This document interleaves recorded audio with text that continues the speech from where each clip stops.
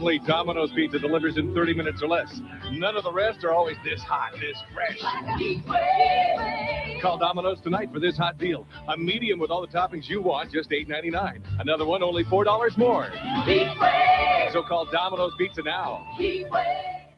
Now there's a great new pizza with all the pepperoni you want and more. Yeah, pepperoni! It's the new Pizza Hut Pepperoni Supreme with tons of pepperoni, plus mushrooms, onions, and green peppers. And now, get a medium pepperoni Supreme for just $6.99. That's what I want. It's the new pan pizza you've always wanted, and now it's all yours. Sunday through Thursday, get a free basket of breadsticks when you buy a medium or large pizza at the regular price. Dine in only. Pizza Hut, making it great.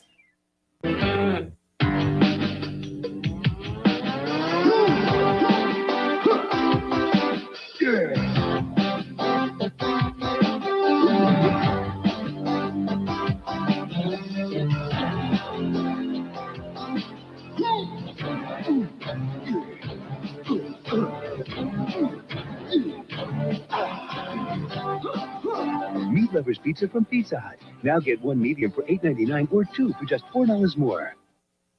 Now a Supreme Pizza is just $8.99, and any other pizza is $4 more. You can choose Meat Lovers, Cheese Lovers, plus Pepperoni Lovers, or Mushroom Pepperoni, Onions Pepperoni, even another Supreme. The new Pizza Hut Supreme $4 deal. Now get any medium pizza for $4 when you buy a Supreme for just $8.99. Call now.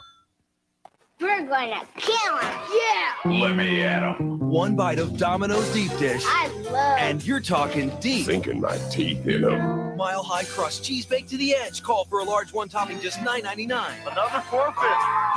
Shortly. Little Caesars needs a celebrity for their new stuffed crust pizza combo. They don't charge a lot, so they can't afford a big name. What do you say? Dynamite! You still got it! They don't charge a lot, so they can't afford a big name. You're perfect. Are you feeling it, Evil? Is that a yes? Little Caesars large cheese stuffed crust pizza and cheese stuffed crazy bread carried out just $8.99 or have it delivered.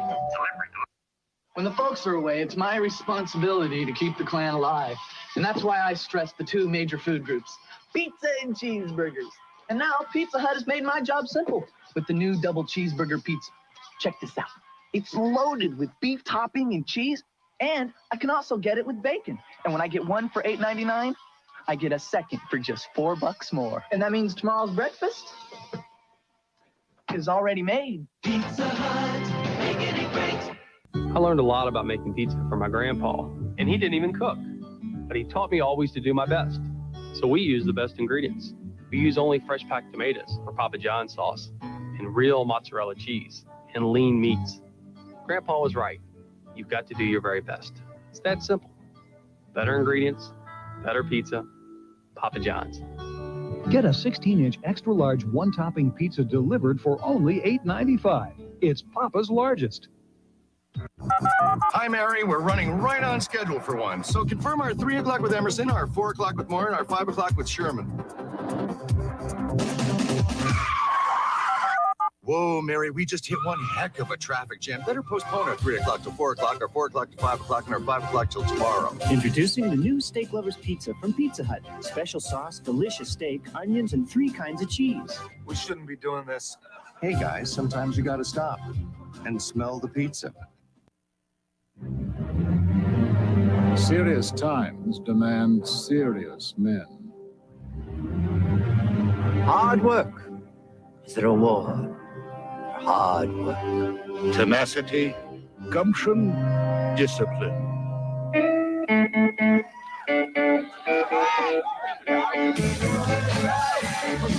Sometimes you've got to stop and smell the pizza.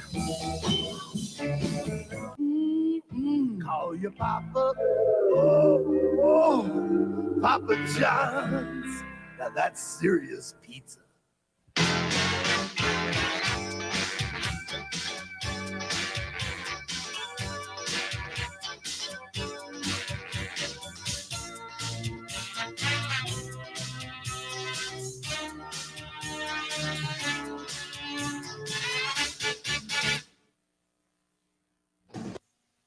A change is coming, misunderstood.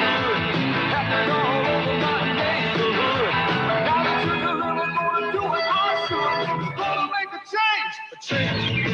Call Pizza Hut Delivery for a meat lover's pizza. 6 meat toppings smothered between 2 layers of cheese. Get one medium for $8.99, another for just $4 more. Now that you deliver, gonna change you. Free delivery in Louisville and surrounding areas. Check the yellow pages for delivery in your neighborhood. How do you like your pizza? If you like it thin, there's Domino's Crunchy Thin Crust. Baked light and crispy so the full flavor of all the toppings comes through.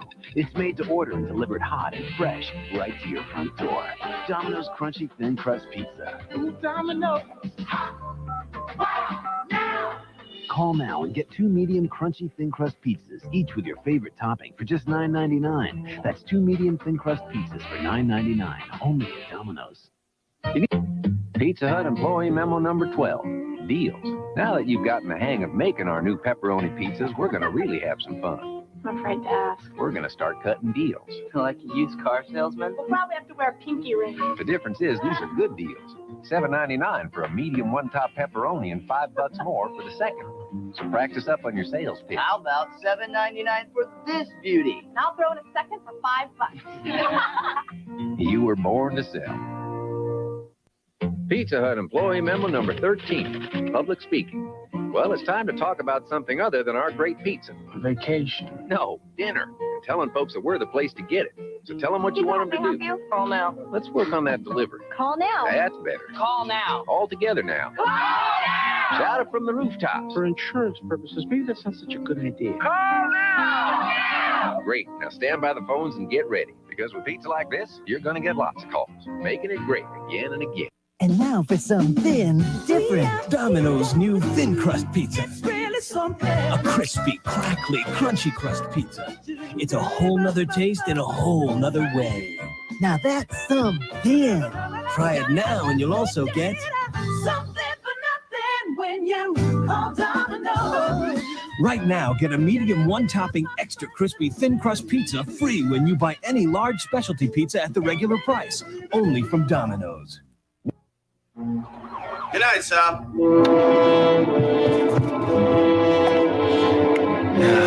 Thin crust. Trade it. You call Domino's? The crunchy, thin crust, how I love it so. The crispy crust, the toppings are great. You're breaking my heart. It's all the rage. Try their slice. From Domino's? The only place it's made. And look, call for a large 2-topping crunchy thin crust pizza now. Get a medium 1-topping pizza free. Something for nothing when you call Domino's. Domino's Thin Crust Pizza's delicious. I love Domino's deep dish. Thin crust so thin, it snaps. Yeah, well, look at this crust. It's mouth-watering. With thin crust, you really taste those toppings. Thick has melted mozzarella baked right to the edge. You definitely want thin crust. You mean thick crust is what you want. Crunchy thin crust, ultimate deep dish. You decide and get something for nothing. Right now, when you buy any large, delicious Domino's pizza for only $9.99, you can add all your favorite toppings absolutely free. Call now. When Domino's Pizza delivers, quality comes first.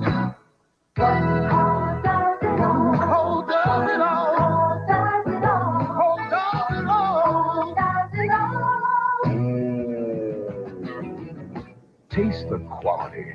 Domino's Pizza delivers. One call does it all. Domino's Pizza, Domino's Pizza.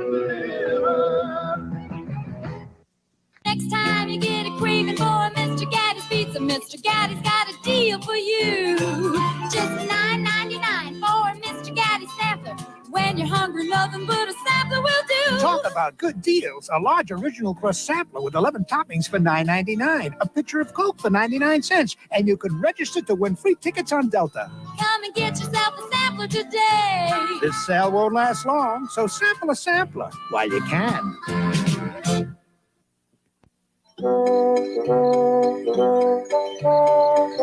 When Domino's Pizza delivers, people come to their senses. A scent teaser, a family pleaser. And one call does it all.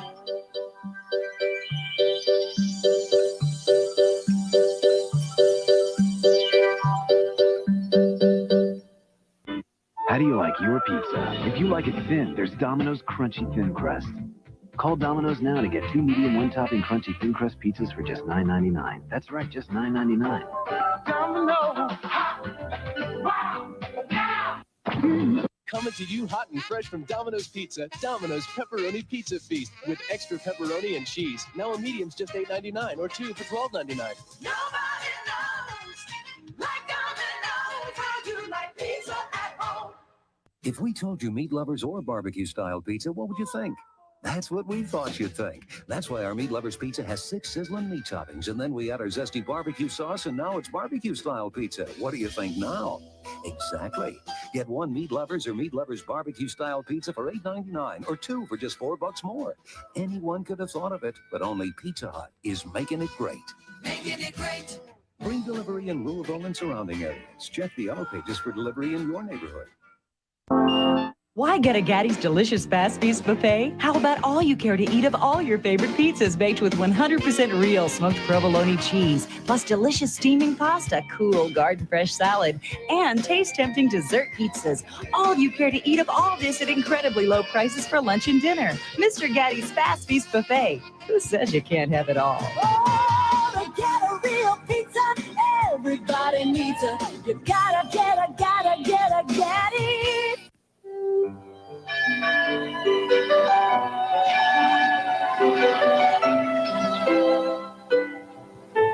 Of the 24 hours in a day, Italians look forward to one with special anticipation.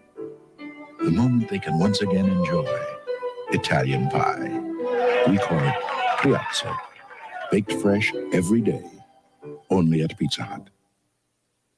Only from Domino's, new garlic crunch crust pizza, roasted garlic, baked right into our classic hand-tossed dough, then sprinkled with Parmesan crunchies all around the edge. It's a delicate blend of herbs and garlic in every bite of our delicious steaming crust. Call now and get a large one topping, just $9.99. New garlic crunch crust for a limited time only. For hot and wild, call Domino's. Mom.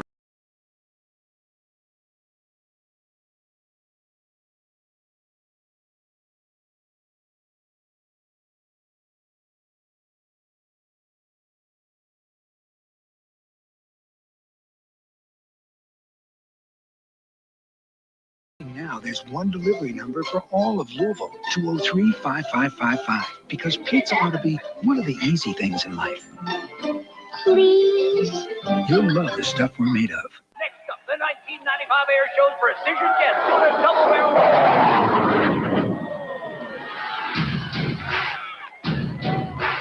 And I thought their pizza was something. Buffalo wings! They're spectacular! In hot, mild, and out barbecue sauce. Call for any pizza and get a full order of our new chicken wings for $3.99. Gotta be Domino's! Buffalo wings! It's the biggest game of the year. I don't believe it. I won. Guess what I just won 2 tickets to? I don't know, Coach. Well, guess. Sounds like Cool, charades. Fish. Looper. Looper. This Sunday, with every pizza order, Pizza Hut will give you a free bag of Doritos tortilla chips and the chance to win 2 tickets to next year's big game. Second word. Your face. Work. Mole. That's a mole. Mole. The grouper mole. Pull. The grouper mole. Wish I was going. Pizza Hut, you'll love the stuff we're made of. While this guy tries to make his thin crust pizza as thin as ours, we've made Pizza Hut thin and crispy pizza even better. Because now you can get 2 large one-topping thin and crispy pizzas for just $13.99. Just write 2 for $13.99 on a piece of paper and bring it to a participating Pizza Hut restaurant. You'll get to enjoy 2 hot, steamy Pizza Hut thin and crispy pizzas for just $13.99. The kind you just can't get anywhere else. Come here. Over here. That's right, in here. How you doing? I'm Papa John. This is my pizza. Yeah. Oh, it's big and whoa. It's hot. I make them hot, you get them hot. Smells good in here. Smells good, tastes good. The perfect pizza. Okay, I'll order one, but I don't want to find a little man in it. Don't worry. I'm only in the commercials. Call Papa John's today. We always deliver the perfect pizza, hot and fast. Hey, come here. What would you say to have Pizza Hut bring you the ultimate cheese pizza? The new 6-cheese pizza. 6 delicious cheeses in one pizza. Try one for $7.99. A second's $4 more. Don't forget to add your favorite toppings. With the Page Master games from Pizza Hut, you can relive the fun of the Page Master, the adventure, the fantasy, the horror, and get the large pizza, the Pepsi, breadsticks, and more. The Page Master meal deal for just $12.99. Be careful when you open it. And up the stairs, down the stairs. Bell, knocker, hand. Bell. 1, 2, 3. Reset. Pizza, pizza, pizza, pizza, pizza, pizza. Keep on steady. No, no. My grand. Pizza, pizza. Little Caesars introduces delivery. Now get 2 top-of-the-line Little Caesars Pleasers delivered. Pizza, pizza. Alfred, come here. Run over to Pizza Hut. Check out that new Fiesta Taco Pizza. Becky, check on Alfred. Cece, Victor, check on Alfred, Becky. Lou. No, you're Lou. Only Pizza Hut has our new Fiesta Taco Pizza. A thin, crispy crust topped with beef or grilled chicken and all your favorite taco toppings, even salsa. So fresh, you gotta eat it here. The best pizzas under one roof. They're not coming back. Papa John's way. Their way. Our secret ingredient. And theirs. You see, most pizza delivery chains use dehydrated paste to make their sauce. Papa John's uses sauce made from vine-ripened tomatoes the day they're picked, then sent on to our stores. We believe better ingredients make a better pizza. That's why there's everyone else's pizza and Papa John's. Pick 5 for a real winner. Get a large Papa's Choice pizza with up to 5 toppings for $10.99. Now at Pizza Hut, your kids can share in the adventures of Fern Gully. I'm Zach. I'm Krista. With the Fern Gully Pizza Pack, they get a personal pan pizza with their favorite topping, a collectible cup featuring their favorite Fern Gully characters, and a package of seeds they plant and watch grow in their own terrarium. All for just $2.99 and only at Pizza Hut. Now your kids can explore the adventures of Fern Gully. This is so incredible.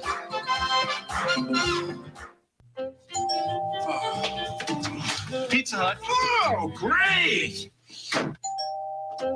Your other pizza. Oh, another one!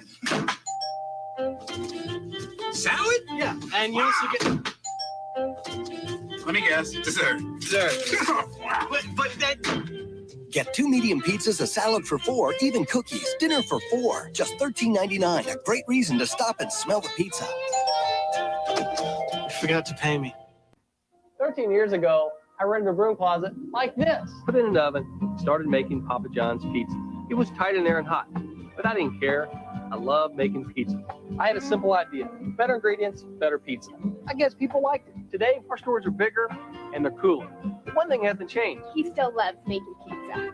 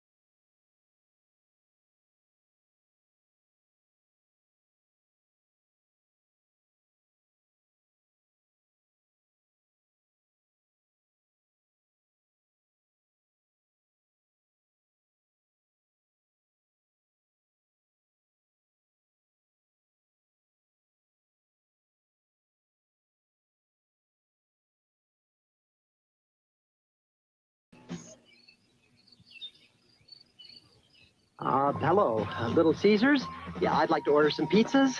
Hurry into Little Caesars for pizza with everything. 2 large pizzas with 10 toppings, only $10.99. Anybody care for a root? No. Oh, I guess not.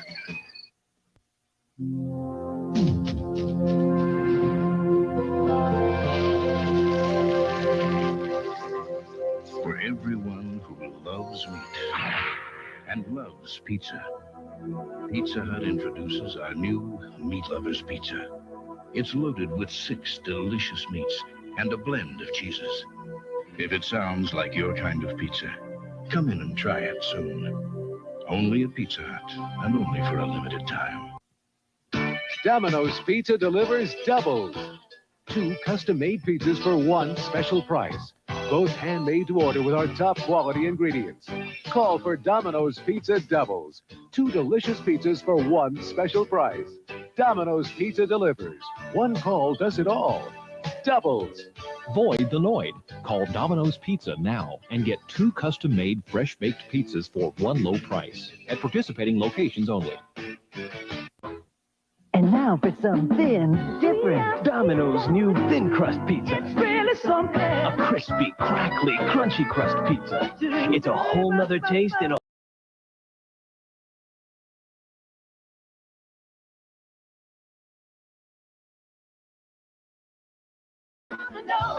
Buy a medium extra crispy thin crust pizza with 1 or more toppings and get 2 cans of Coke Classic free. Or buy a large and get 4 cans free. The new Tulsa. It's time for Papa. Papa John's. Now that's serious pizza. Your kind of taste. Your kind of fun. Now that's serious pizza. It's the only one. So call your Papa. Papa John's. Now that's serious pizza. Thinking about getting a pizza? Yeah, but hey, don't get up. Call Pizza Hut. We deliver everything you crave. Irresistible Pizza Hut pizza, loaded with any of our mouth-watering toppings, your favorite garden vegetables, or perfect pieces of pepperoni, all dripping with our hot, delicious cheese. We've got the pizza you want, the way you want it, delivered right to your door. Now at Pizza Hut, any large 2-topping pizza is $6.99. Minimum 2 for delivery. So call for your large 2-topping pizza for just $6.99 today. Just what you wish, and Domino's had to ring your bell. with Domino's Pizza's Season's Greetings Special. Now get a medium pepperoni pizza for just $2.99 with any large pizza at the regular price. We don't make your pizza till you make your call and deliver in 30 minutes or less, guaranteed.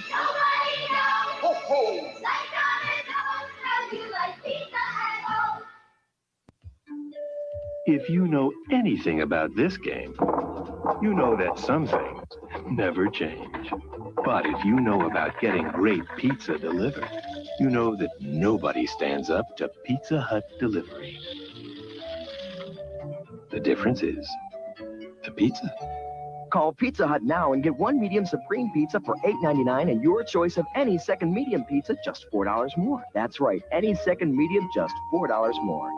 Want to see a pizza really take off? Get it with wings. Buffalo wings.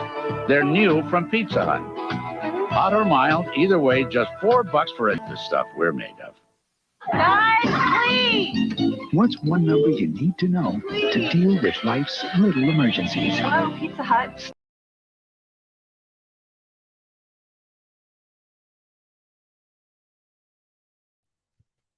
All right, guys. Sorry about that. Jesus. Okay. I have to calm down because I'm annoyed. So couldn't play my intro because I don't know what is going on. I'm chatting with StreamYard. StreamYard is doing everything but helping me. And I was really annoyed because it's just simply not letting me do some. And it's like, oh, well, it's a Chrome update. And I'm like, well, Chrome hasn't updated and it's an automatic update. And so yeah, I was just really annoyed with that. So sorry about not having an intro. Hopefully StreamYard fucking gets their bullshit together. But luckily, I can share screen with other things. I can share stuff that is on the internet, but not stuff that is downloaded, which is really, really annoying. So yeah. Oh, Melanie Little was having trouble too. Okay. Yeah. So who wants pizza? Oh man. Okay. So dude, and I don't have like when it comes to these commercials that I pick, like I have nothing like planned. I just like pick them out of a hat pretty much and then play a shit ton of commercials. That's it. There's no like genius to, of course there's not, but there's no like premeditated like plan on what's going to play. So yeah. How's the pizza near me? Terrible. Yeah, terrible. I don't really miss living in the big city. I really don't. But at the same time, there are certain things about big cities that I miss, and that's like good mom and pop pizza joints. They don't have a good taste. Like here, when you live in the sticks, in the country, in the Bible Belt, they don't know what the fuck good pizza is here. They think that Papa John's or Domino's is good pizza, and they're wrong. So what we're going to do tonight, what I had planned pretty much was we were going to basically, we're going to go over a couple of little things just for fun. There's nothing really pressing that I want to go over. We're going to discuss definitely a little bit about what happened last week or earlier this week, earlier this week, as far as the Karen Reed hearing went. We're going to discuss a little bit of that, but we're also going to discuss we're going to have a little bit of fun here. So yeah. First off, I never did get to watch the court TV piece that they did after that. So we're going to go over that real quick. And yeah. And then we're going to go over some Plevinisms for sure. after we go over a couple of things. This is just going to be a chill, just hangout stream. I don't have anything, really pressing to discuss. Honestly, it's Friday night. We're hanging out. I hope everybody had an excellent week. And this is just to kind of lube your way into the weekend. So yeah. It's really annoying that it's not doing that. Okay. I have to keep like trying it. All right. Let's hear what Vinny's got to say. Vinny's got a channel now too. Oops. Closing argument. I'm Vinny Politan. Thank you so much for joining us tonight here on Closing Arguments. Big hour. Let's get right into it. We're going to talk about a case where I have one goal, one agenda, and it's justice. Justice for this man. Take a look. Former Boston. Okay. You notice that Vinny is doing this every time now. Like, Vinny cannot talk about this case anymore without the disclaimer. Every single time that Vinny discusses the John O'Keefe Karen Reed case, he gives the disclaimer. I'm not on anybody's side. I'm on the side of justice. I am on the side of justice for this man. Yes, Vinny, we all are, my friend. Believe it or not, most of us actually here are. I believe in you, Vinny. I do. I'm not even mocking you right now. Police officer John O'Keefe, and the only reason he's a former is because he died. He was killed. He was left in the snow. The question is, how did that happen? If we get to the truth, we will have justice for Officer John O'Keefe, whatever the truth is, and we're going to need a trial to do that. Right now, prosecutors say this woman, Karen Reed, is the one responsible. She was back in court today. He was her boyfriend. They claim she struck him with a car and left him to die in the snow. She says she's being framed by the people in the house where he was discovered, including other officers who committed the killing, murder, and framed her for it. Let's take a listen, because she has a lot of supporters who show up even for pre-trial hearings like today.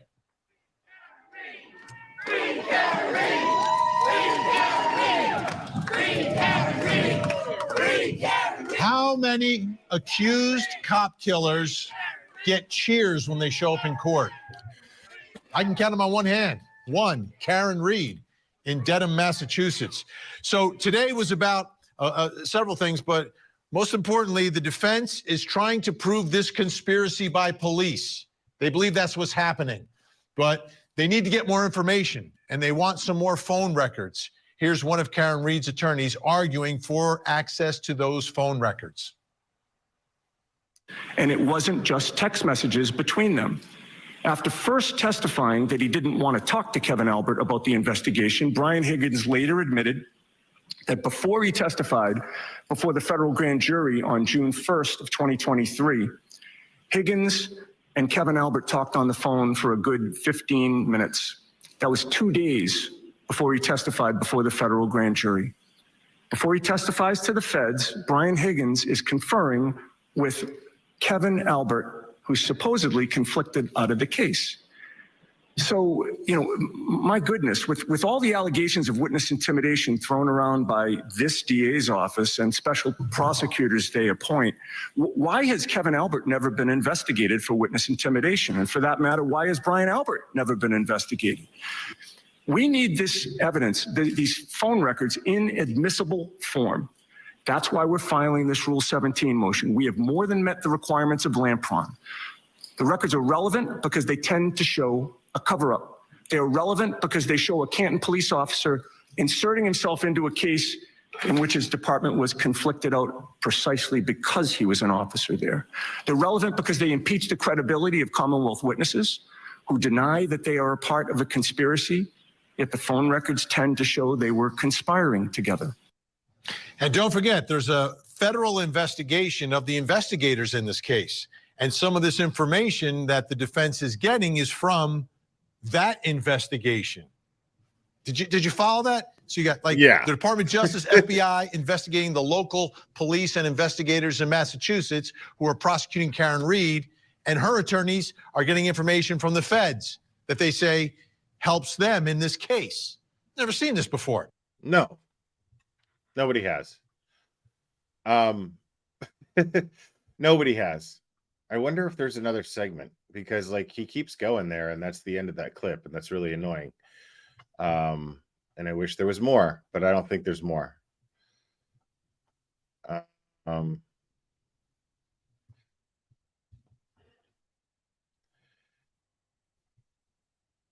Yeah, I really wanted to hear more about that. So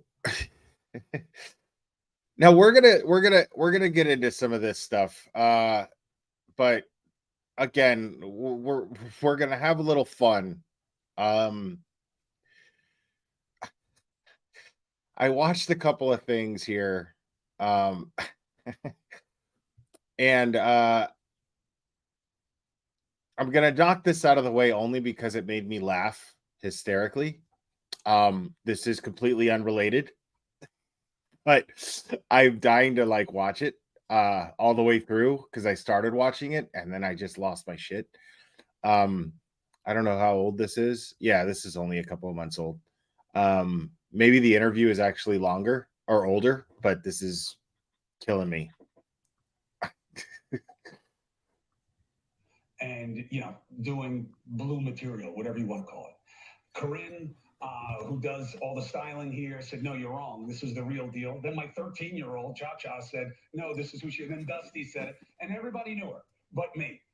And now I'm totally devoted to what she's doing because it's so brave. And I'm not going to censor her. Yeah, she's going to say some things that you would not want to say yourself, let alone have said to you, which is probably going to be my position. But as I told Balin just moments ago, she's not going to say anything to me that my whole team hasn't wanted to say since the day that they met me. But I love the break. Now, I'm not I a love fan that of you this get through guy. the stigma and just I'm not a fan of this guy at all, if I'm being totally honest. But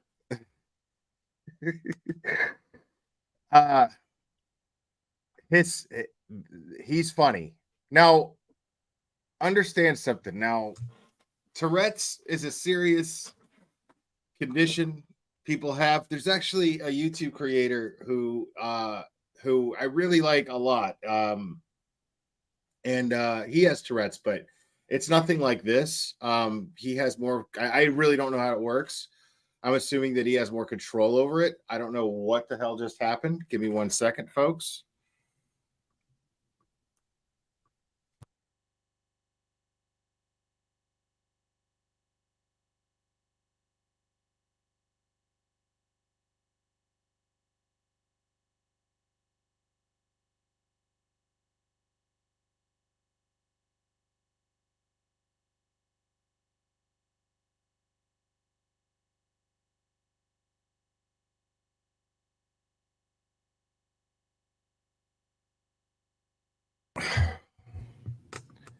Okay, yeah, sorry, my lights had gone out there for a second.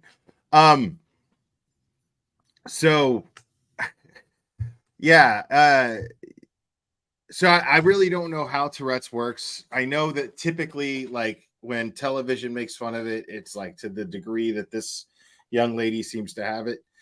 And the thing is it's funny. You know what I mean? Like it's funny. It just is. Okay, sorry. That was StreamYard, the help desk being completely fucking useless. But thank you. So let's just watch this because this is just very, very funny to me. just treat somebody with decency because we all deserve it. And Balin Dupree joins us now. All right, kid. Thank you very much for coming on. And I like it What do you hope you because I don't like Chris Cuomo. I just don't.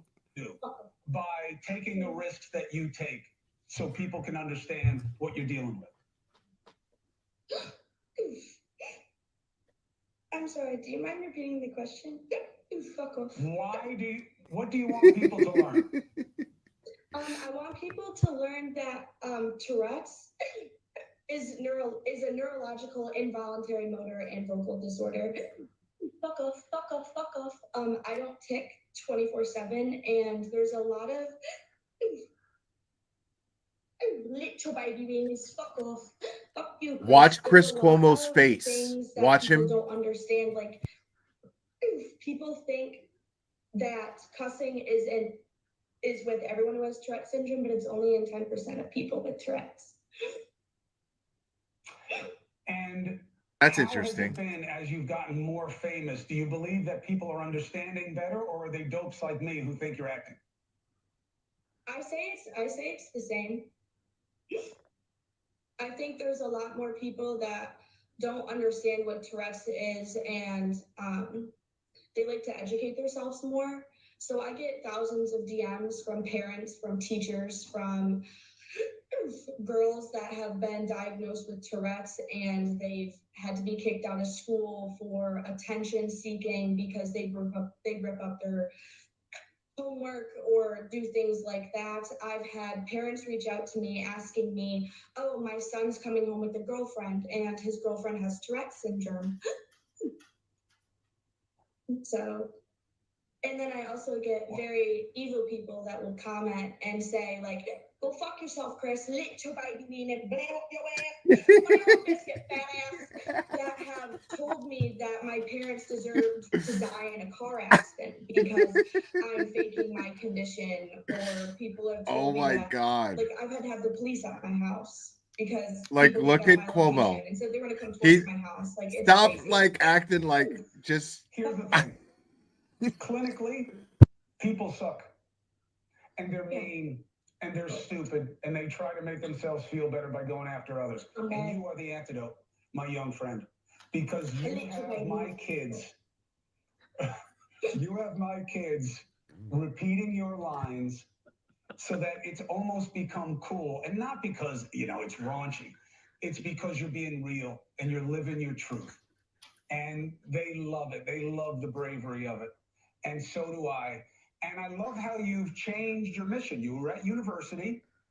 COVID was tough for you, tougher than for most, right? Really blew up your symptoms. And now you want to be a physical therapist because exercise helps you, and you believe it's a way that you can help others. A personal trainer, right? Yes, so I go to the gym 5 days a week, and I go to a workout class, splitting it throughout the week. I love exercise. My boyfriend got me into it. I've been doing it for about a year now. I love it. It's my release. I obviously go to the gym and I wear headphones, and that's also a very big factor in how fuck off, fuck Colin, fuck that bitch. That's also a really big part in my dude, journey. Cuomo. Starting out. Cuomo can't help it, dude. Well, I love seeing him in the videos. You guys have a great Oh bond. my I God. love everything about your family, and I love the story you're telling to people. I think we got a super dad. Super dad. I think we got a super dad. Super dad. Super dad. Super dad. Dad. Dad. Dad. Dad. Dad. I think we got a super dad. I think we got a super dad. Graham Anderson, Sophos, thank you, buddy. I appreciate it.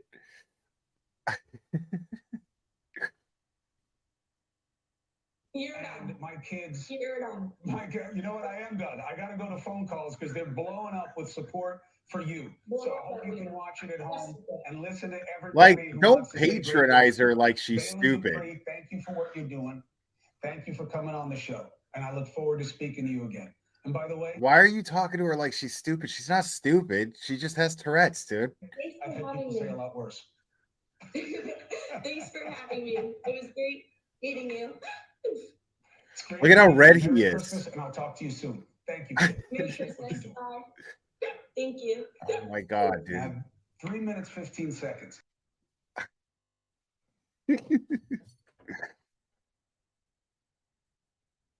Okay.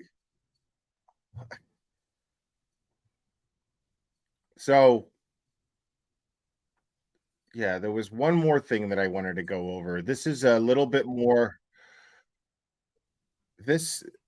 I just stumbled onto this, which is crazy. Check this guy out. A lot of you guys probably already know who this guy is. Now, he's a big Trump supporter, so we won't hold that against him. But everything else about this guy I love. They have to do their job because of this piece of shit that makes them do this bullshit here. Okay? So this guy his name is Scott Lebedo. Okay? His name is Scott Lebedo, and he's an artist, and he has gone all over the country. He made it a very personal mission to go all over the country and paint an American flag. Like, he specializes in American flags, and paint an American flag mural in every state in the country. So I think that that's amazing and awesome. And I love his attitude because right now he's, Boston's not the only city with problems, and New York is doing pretty bad.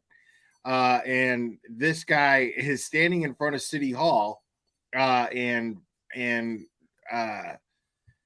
is displaying his own demo. He's got his own demonstration going on here, and what he's going to do is he's going to throw pizza at City Hall, and this is how he presents it. So this is very fascinating. And I mean, New York is just, he'll explain what's wrong with New York and his issues with it. This is a demonstration. This isn't just some hooligan. This is a guy who's got a serious gripe with the mayor of New York, and I don't blame him.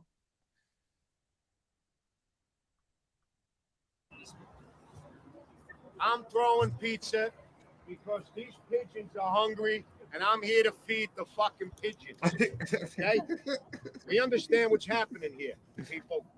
This city, this mayor, the governor, the city council, the DAs are wrecking this fucking city, destroying the small mom and pop businesses. And this is another example. Pizza. They're gonna regulations for brick oven pizza. Brick oven pizza is killing the baby seals now. Oh my God!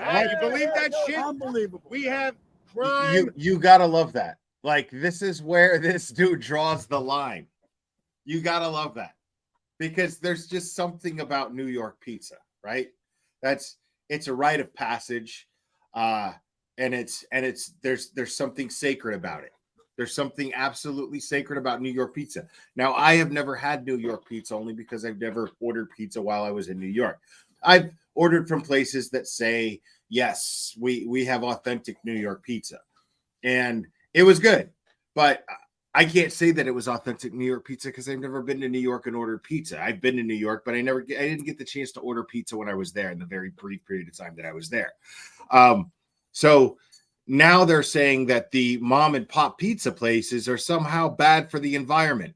These people are sick and tired of it. Even the people who lean to the left are sick and tired of the people who happen to be on the left, not the entire left, but the people who happen to be on the left that just won't stop finding things to complain and bitch and moan about. So this is what this guy's going. He's going, I'm drawing the line. I'm drawing the line with pizza. Pizza, it put him over the edge. Running rampant through this city. If this mayor was the man in New York he said he was, he would be going up against D.A. Bragg and taking these criminals off the fucking streets. He'd be going up against Hochul to stop this invasion of illegal aliens that are beating our cops up, raping, killing, and slaughtering. If he was a man. But he's worried about pizza because he hates the small business owner. He hates you New Yorkers. So, wow. I'm going to start feeding the pigeons. Now, anybody else who wants to feed the pigeons with me and throw some pizza over here, you're going to get collared.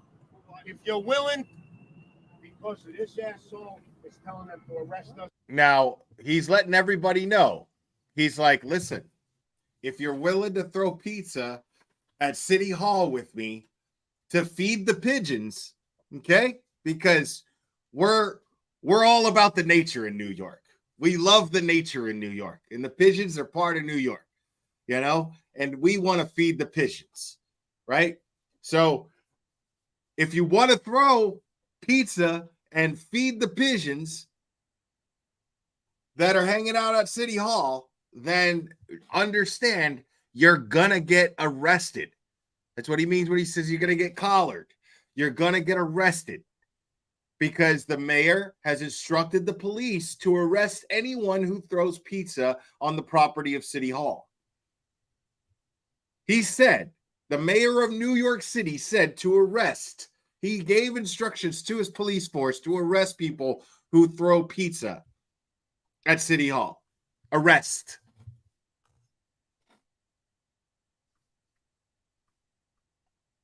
For littering, for feeding the pigeon. For littering. He wants to be an environmentalist and loves nature. That's why he's doing this pizza bullshit. Well, I'm an environmentalist. I love nature. I want to feed these hungry pigeons. And that's what I'm doing here today. We're going to feed them with some pizza, and the rest of the pizza that's left over, we're going to drop off at the Bowery Homeless Shelter to feed the homeless. Amen. So any of you assholes out there who say you're wasting pizza, what are you throwing pizza? You're wasting money and food. Our people back in the day in Boston, those Bostonians loved their tea. They worshiped their tea. That's all they had, some of them. And they sacrificed and threw it in the harbor. And that's what we're doing here today. Because you got to make sacrifices to make history, to make fucking change. And that's what us New Yorkers are here to do. We're New Yorkers, period. So we don't take shit from anybody. If you're going to throw pizza, don't resist arrest. Do what you got to do. Make sure you don't have any warrants and like that. So, without further ado, Like, you're on your own. The pigeons. Wow. Basically, listen, I'm gonna fucking throw some pizza at City Hall right now. If you're gonna throw pizza at City Hall too, make sure you don't have any warrants. Look out for you. You're gonna have to look out for you because I'm on my own doing what I'm gonna do. And if you're gonna do it right on, that's cool, but you're on your own. Like, if you got warrants for some other shit and you could get like 3 years for throwing pizza, don't throw pizza. Like, he's trying to look out. You got to love this guy. I absolutely love this guy. This is unbelievable. I like to be the first one. Sorry. And he also said that any pizza that's not thrown is going to the homeless shelter. They're going to feed the homeless with it. Like Scotty LeBato's on. Okay? Here we come. Here we go. My boy from Jersey's going with him. There he goes. The pizza's over. Here we go. Oh my goodness, Scotty. Here you go, pigeons. And look at the cops. You're a criminal. You are. Look at the criminal. You arrested him for pizza? You don't deserve You arrested him for pizza? It's always supposed to be a ticket for littering. I know. You're supposed to get arrested. Feed the pigeons. These are the times we're living in, folks. Think about that for a second. These are the times we're living in right now, where this dude, who is an artist, he's a patriot and an artist, and he's dedicated his life as an artist to focusing on his patriotism. His entire theme of his artistry is patriotism. And the law is being weaponized to throw this guy in jail for protesting and throwing pizza, which is food. I mean, it's not bad for the environment. It's gonna get eaten by pigeons and squirrels. I mean, and then look how quick the cops were to lock this guy up. But look at all the press that he had. You know what I mean? Think about it. What kind of a world are we living in right now where you throw pizza at the city hall in New York City and you get all this press for throwing pizza at City Hall in New York City, all to protest because you just don't like the mayor? And for good reason. I'm not arguing. I'm saying the dude threw pizza and resources in New York City where cops are being beat up, cops are being assaulted, and they want to arrest this guy. They want to throw him in jail. Like, think of the irony there. I think we got a super cat. Super cat. I think we got a super cat. Super cat. Super cat. Super cat.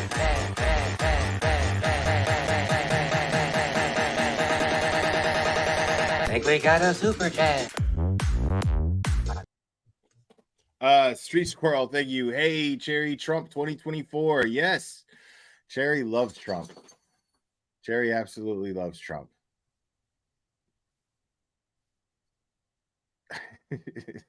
Cherry adores Trump and cheese.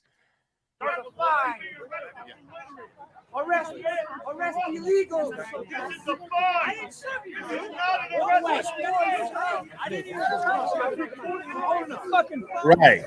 Right. Yeah. God forbid you arrest someone for looting and setting a small business on fire. God forbid you arrest somebody for vandalizing a small business, but you throw pizza into the lawn of City Hall in New York, and you go to jail. You got a record. Fantastic. You gotta love it.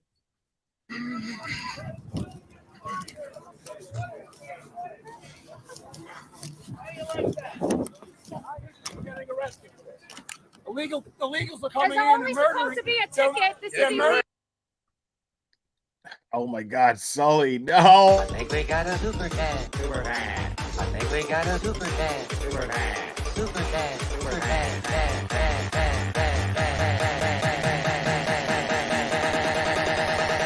I think we got a super chat. I think we got a super chat. Sully, P77. Pizza for Clover. Pizza for Clover. No. Pizza for the glarer.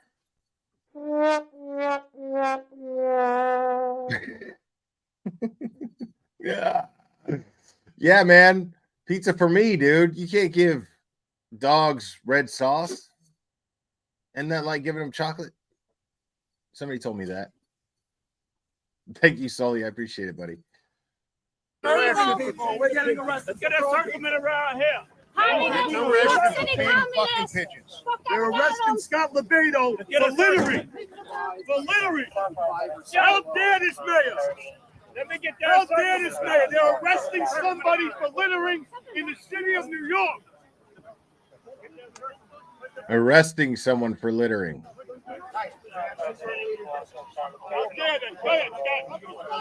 We look, fuck you, Mayor Adam. That's right.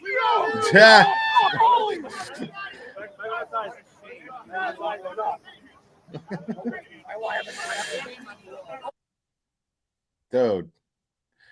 That's terrible.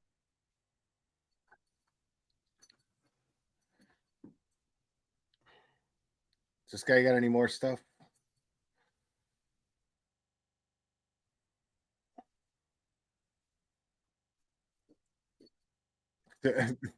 I'm here to feed the fucking pigeons. Okay? I love this guy. All right, let's just get into this. Let's get into this real quick. Blah blah blah blah blah.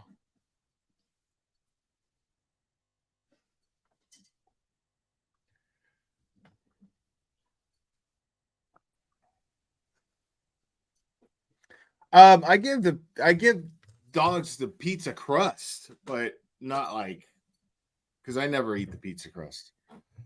But I give them the pizza crust. Generally in court cases are guilty. I don't know what the actual number is. That's just, I'm throwing that number out there.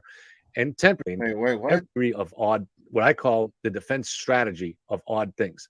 And this is something that every defense is going to employ. The first thing you do, you go in there and you're gonna, now let's just assume that 90% of the people that actually get indicted generally in court cases are guilty. I don't know what the actual number is. That's just, I'm throwing that number out there. And 10% are people that are indicted and charged but are innocent. Now maybe it's more like 95%, maybe it's 88%. I don't know. But the vast majority of people that are charged in criminal cases, what's up, Brandy, are in fact guilty. But in every one of those cases, it's the job of the defense to create reasonable doubt. And that process begins by looking at the vast material that they get through discovery about the investigation and identifying odd things. And there will always be, always in every investigation, odd things that they can identify, because an investigation involves numerous people, I love this shit. So here's this dude. Now I haven't even listened to this shit yet. I just fast forwarded past the hearing and whatever, and this is his reaction to the hearing. So I love this shit because he's sitting here and he's like, in every case, there's reasonable doubt. No, there's not. No, there's not. Not in every case. Otherwise, people would not be found guilty. Oh my goodness. What? Oh my goodness. This is getting too much, people. I think we got a super chat. Super fan. I think we got a super chat. Super fan. Super chat. Super fan.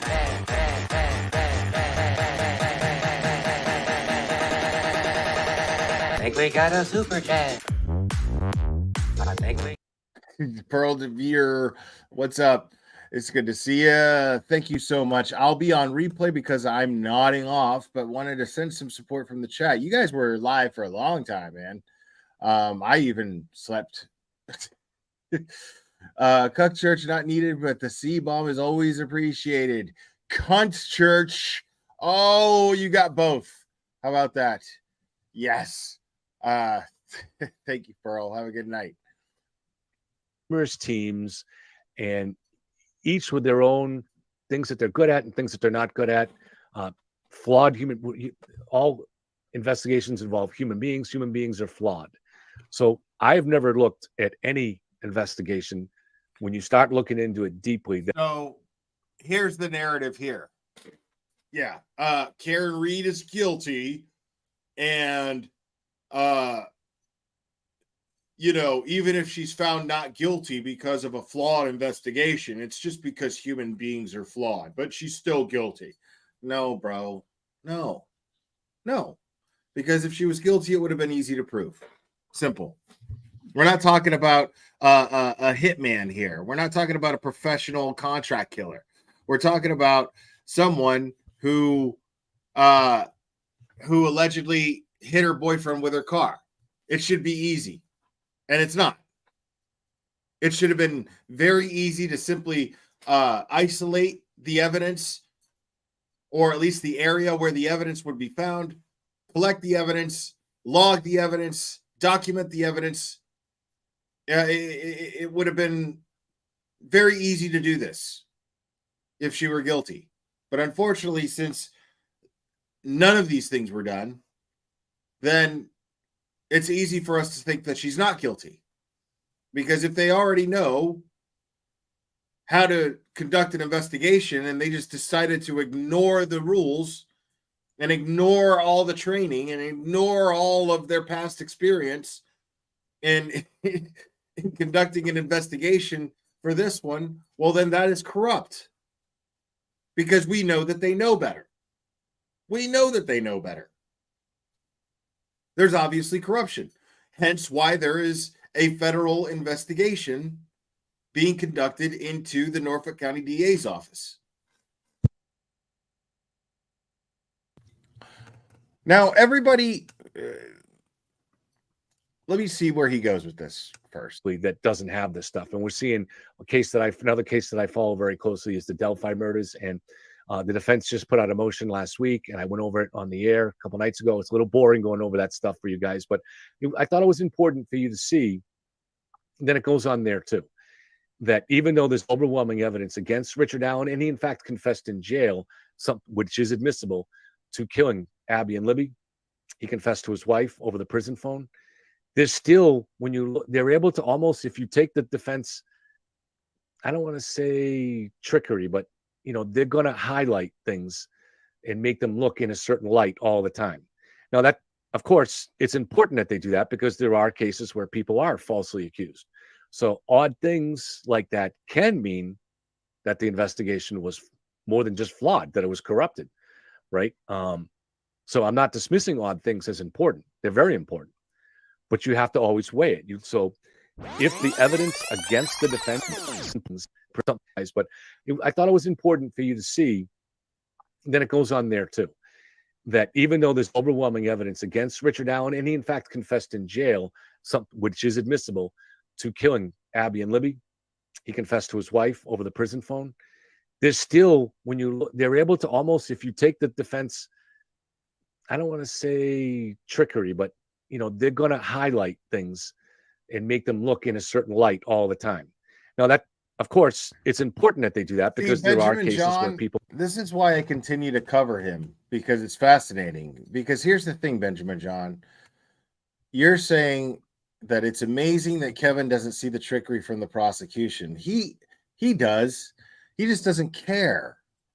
He sees this for what it is. He's just willfully trying to spin another narrative because he has low self-esteem or something. I don't know. I don't know what it is.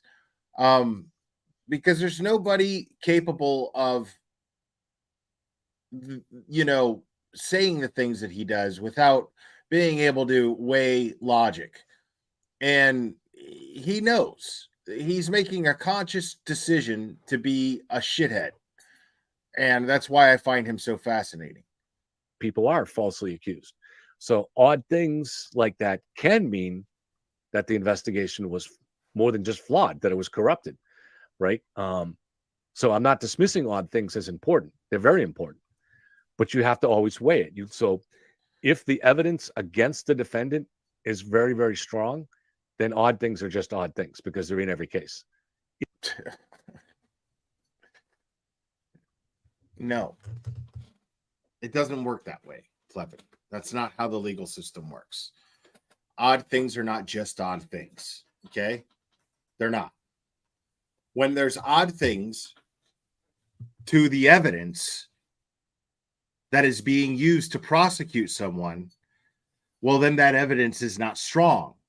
You're saying, well, if there's strong evidence and then the odd things are just the odd things. No, the problem with this case is that the odd things are with the evidence that is being used to prosecute Karen Reed. That's the issue here. So when there are odd things with this evidence, well, then that's not strong evidence. The evidence is no longer strong. I'm trying to explain to Kevin here that Karen Reed's case, the prosecution's case against Karen Reed, is weak. All of when it comes to the taillight, everything that comes with the taillight, we could talk all day about whether or not the taillight was broken or whether or not it was cracked. We could talk all fucking day about the taillight. And the truth is, let's be fucking honest, it doesn't matter. It doesn't matter. Doesn't matter if the taillight was cracked at 5 a.m. Doesn't matter if the taillight was broken at 5 a.m. Doesn't matter if the taillight was broken when Ryan Nagel saw it. Doesn't matter if it was not broken when Ryan Nagel saw it. It doesn't matter. The reason being is because of how that evidence was handled. If the taillight is the smoking gun to convict Karen Reed, the fact that it was found under such suspicious circumstances, and not just one occasion, but 5 separate ones. Hell, even the initial parts of when the evidence was collected. I mean, everything was blown around by a leaf blower to get to the first pieces. And then the next piece was found by an off-duty chief of police of Canton who had phone conversations with Higgins as well as Kevin Albert, which is just bizarre. Or Brian Albert, excuse me, which is just fucking bizarre.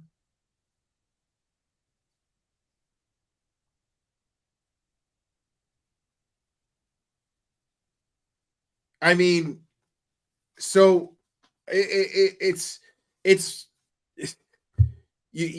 these are problems with the smoking gun evidence that everybody is just so fixated on. All I have to do is poke holes in that evidence. Doesn't matter. You can sit here and say that the evidence is strong all you want, but just saying it out loud that the evidence against Karen Reed is strong doesn't make it so.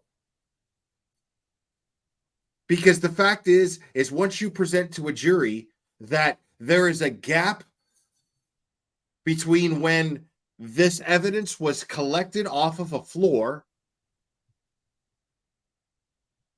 which is John O'Keefe's clothing, and there is a gap of weeks before it is actually documented and logged into evidence. What happened in those weeks? There is an infinite amount of possibilities as to what happened with those clothes in all of those weeks. Therefore, anything found in those clothes is worthless to a jury. Worthless. Once the defense puts this out there. Once the defense tells the jury, hey, listen, the clothing, it's fucked. Why? Look at this photograph. This is John O'Keefe's clothing, correct? This is the hospital. This is the night of blah, blah, blah, blah, blah. Now, could you read to me what the date is on when this clothing was logged in to evidence? That's all it's going to take.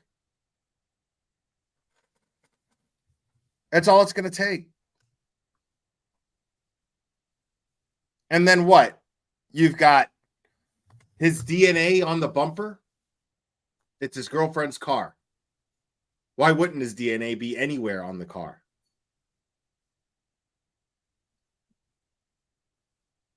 See, these things do the one thing that the defense's job is to do, which is create doubt.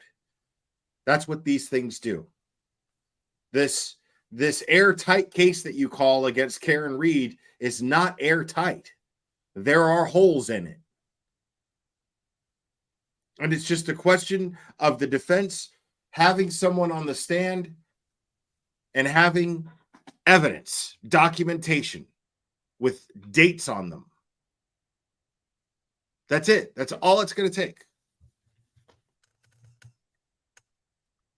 If the defense is not so strong, then you have to look at those odd things and look closely at them and see, okay, is there something going on here? So Berkowitz finding taillight pieces 6 days later when the snow was melting.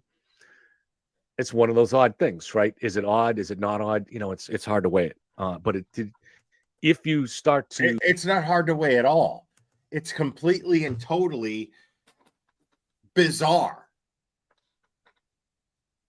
It's fucking crazy. And it's not a coincidence. You know how I know it's not a coincidence? Because he was in communication with Proctor.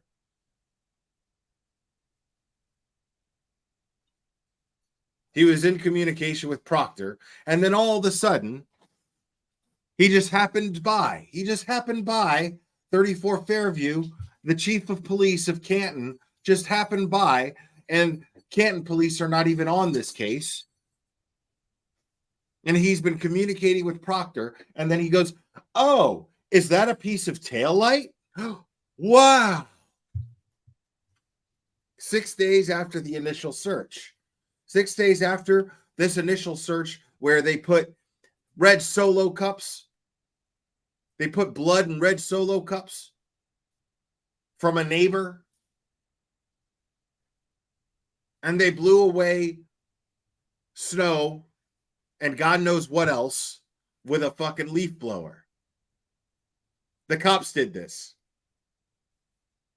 None of this evidence is worth a shit.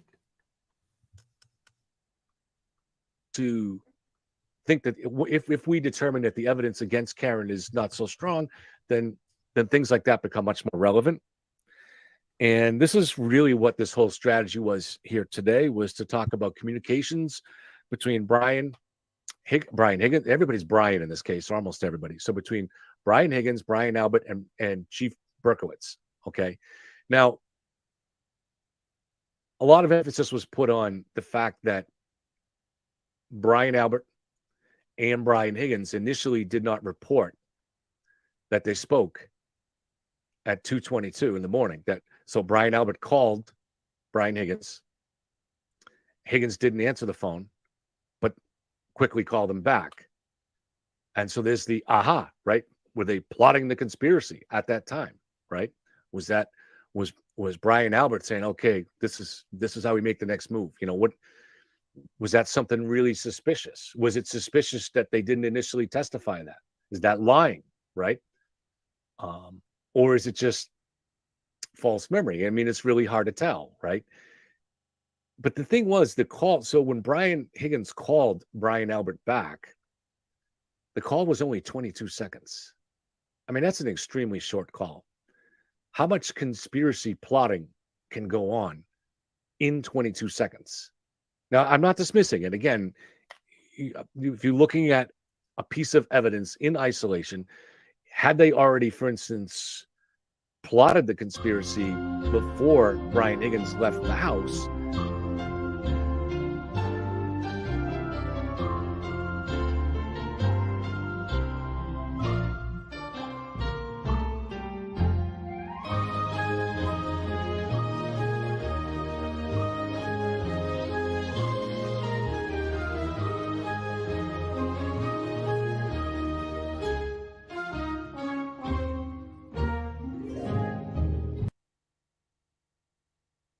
the Jeopardy song's probably about 30 seconds. Yeah, give or take.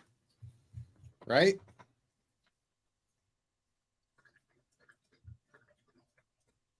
I mean, there's all kinds of conversation that could have happened in 20 seconds.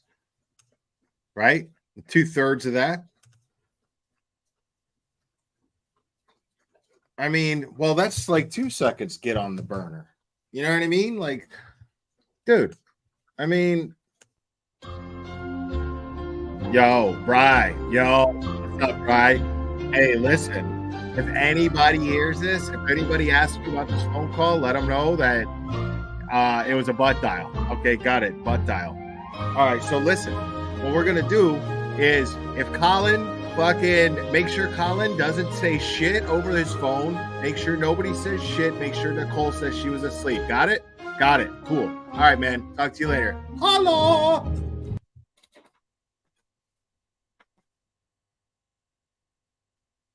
Plenty of nefarious conversation could have taken place in that period of time. Plenty.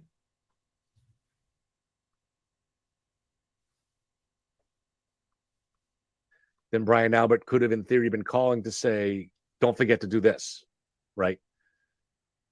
That's how, so it could work that way. But it's, how much plotting could actually go on in 22 seconds. So you really have to take a look at this, an objective look, and a both sides kind of look.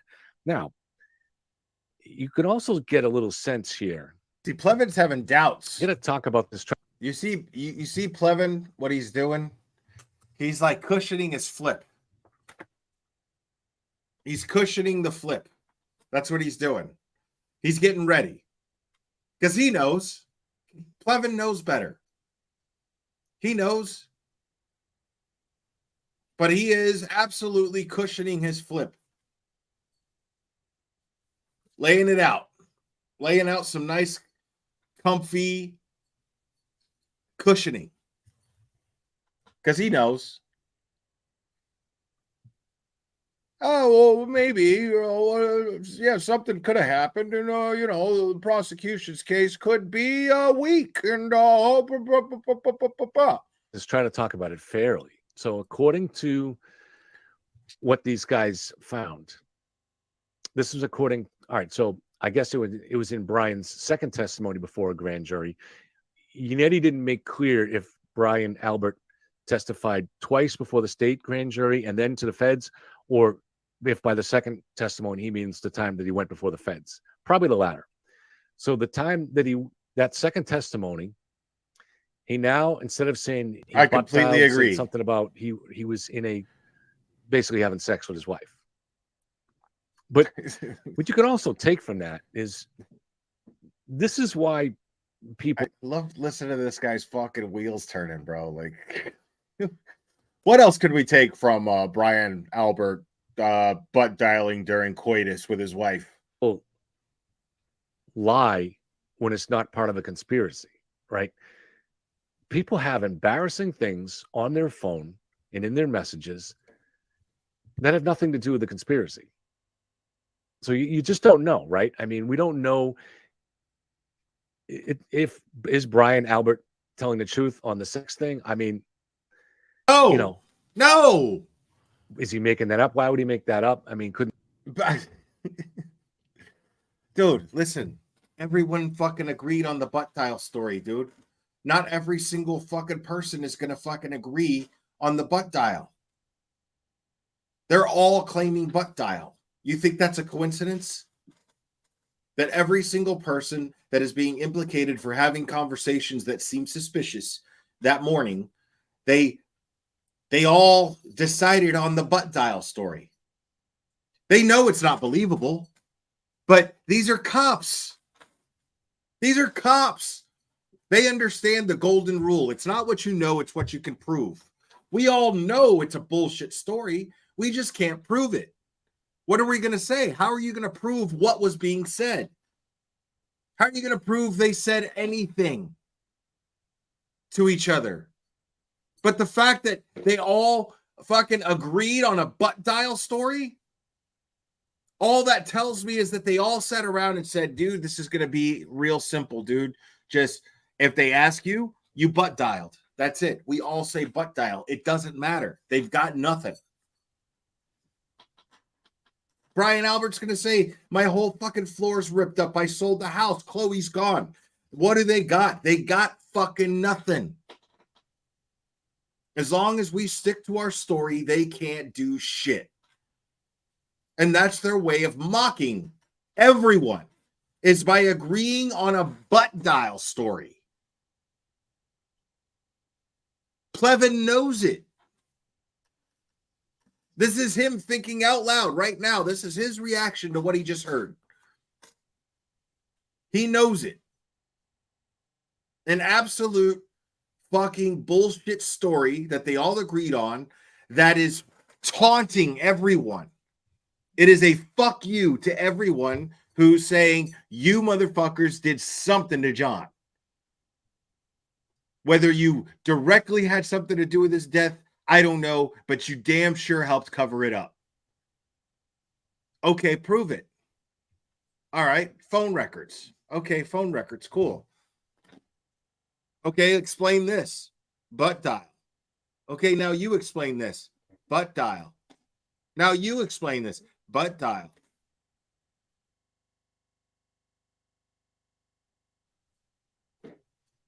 You know what I mean?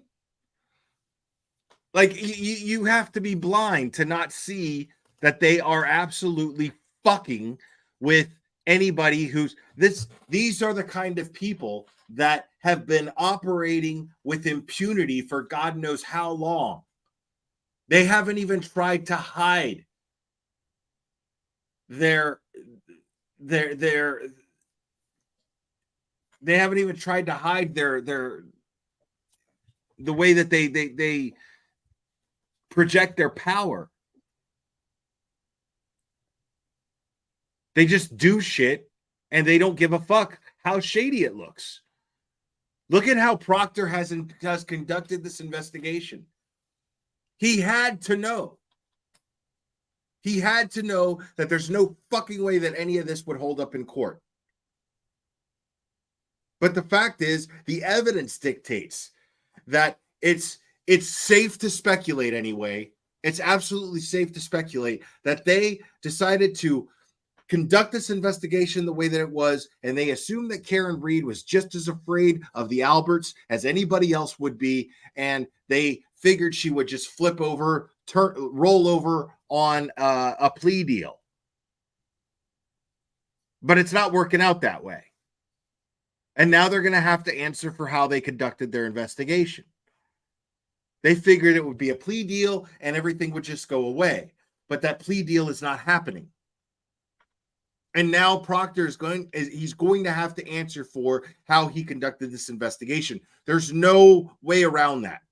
Nobody is going to conduct an investigation like this without having to answer for it to somebody.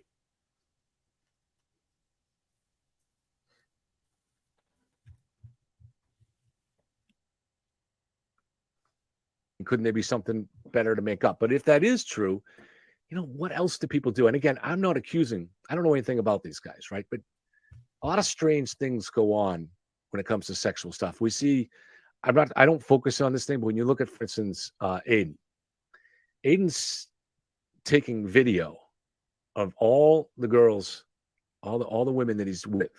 He's having affairs all over the place on his wife, and he's always video recording it. Now, part of that is for the practical reason of he knows there are no sextortion laws in Massachusetts, so he's going to use that to control them later on. But I would guess that part of it is he gets off on that. Okay. Looking at him later. It's something he enjoyed. Listen to this kink shaming motherfucker right here, bro. But you know how many times I filled somebody I was with? Like, of course, with their consent. I would never do that without consent. But it was a thing, you know? It was like they wanted to be filmed. I wanted to film. It was a thing. You know what I mean? I'm not going to get into deep details about it, but the fact is, it's not an uncommon, it's a pretty vanilla practice. Those of you who know what vanilla means, it's a pretty vanilla practice, is making a little video. I mean, your fucking phone is capable of shooting in high def. You know what I mean? Like, you know what I mean? Like why not spice things up once in a while? There's nothing deviant about that. And but how does he know? How does he know what Aiden's sexual practices and fetishes are?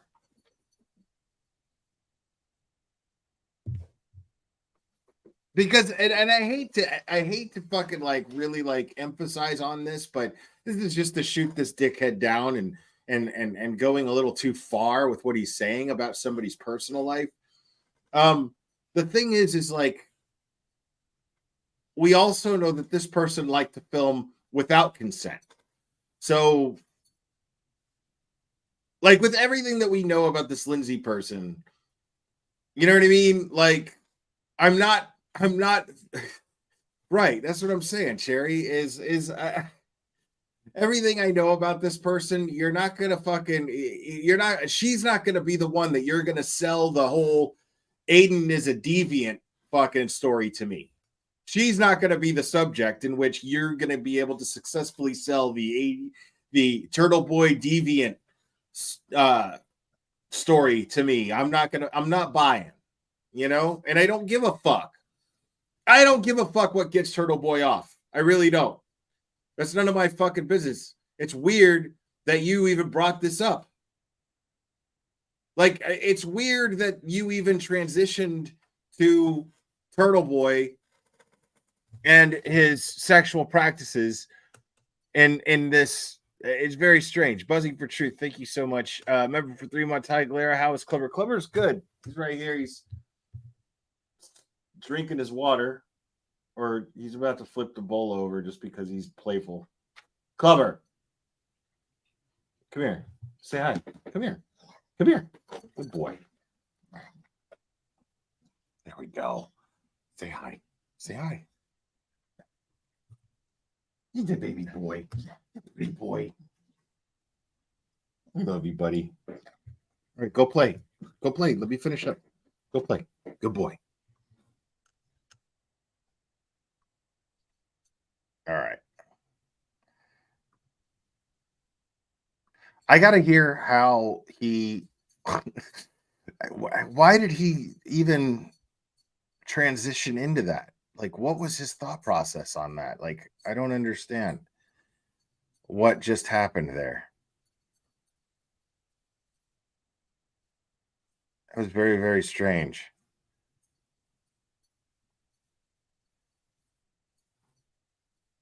Okay. The girls, all the women that he's with, in videos. Thing when you look at Fritz go on again, I'm not accusing. I don't know anything about these guys, right? But a lot of strange things go on when it comes to sexual stuff. We see.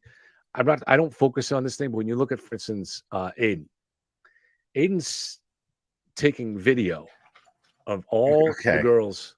Yeah, of all the girls, right? You've seen video of all the women that Aiden's been with, by the way, Plevin. Have you done that? You've seen Aiden's library, have you?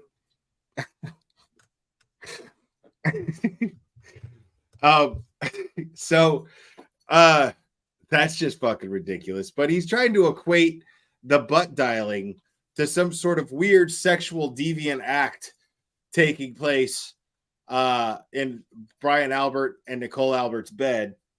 I love that for Plevin there, and I love that for the Alberts. I wonder how the Alberts feel about Plevin trying to make sense of their mid-coitus butt dial.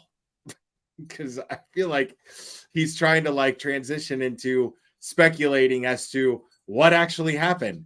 What were the Alberts into in bed? Were they kinky, and were they filming stuff, and was somebody's using somebody's butt crack to hold the camera and then it accidentally dialed Higgins? Like, what? Where are you going with this, Plevin? Like, I gotta know.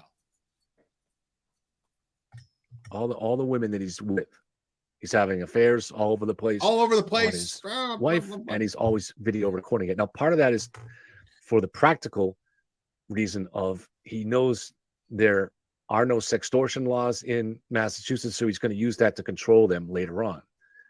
But I would guess that part of it is he gets off on that, looking at him later. It's something he enjoys. And Jesus Christ. Also, the recent the person that's involved with a domestic violence, I think the violence part has been dismissed, but let's say a witness and someone that he had been dating, and that is now charged with witness intimidation against, that she also had been filming their sexual escapades and sending photos and I think video to him. So a lot of this goes on, right? So, but then later on it becomes embarrassing. So was there something like that going on? And so the messages to Brian Higgins were just kind of a boys being boys thing. You know, we don't know. So the judge has to decide whether that stuff is relevant. I mean, I just boys being boys, huh?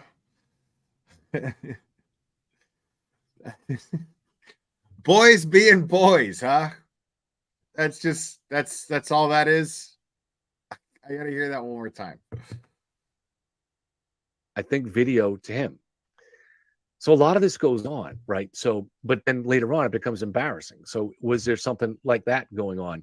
And so the messages to Brian Higgins were just kind of a boys being boys thing. You know, we don't know.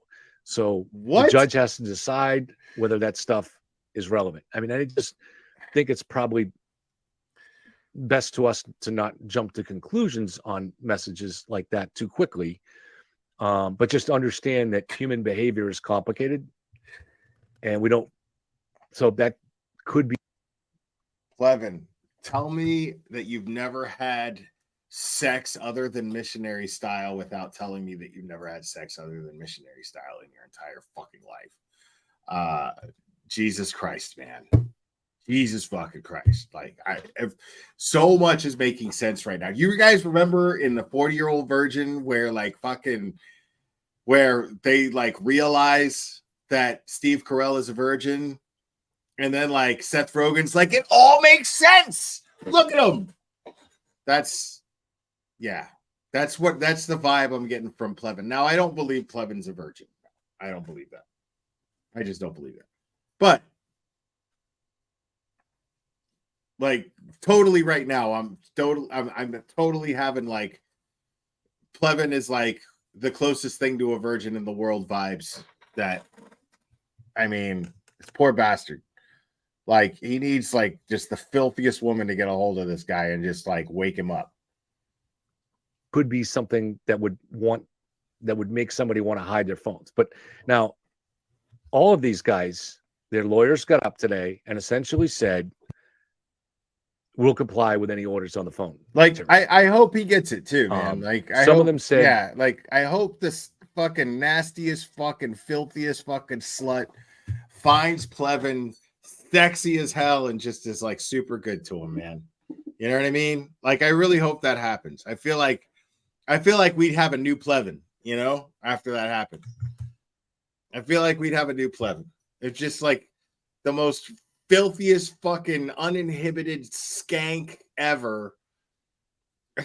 It's like just totally just gave Plevin just the ride of his life, you know, and he would just be like, everything would just be different for him.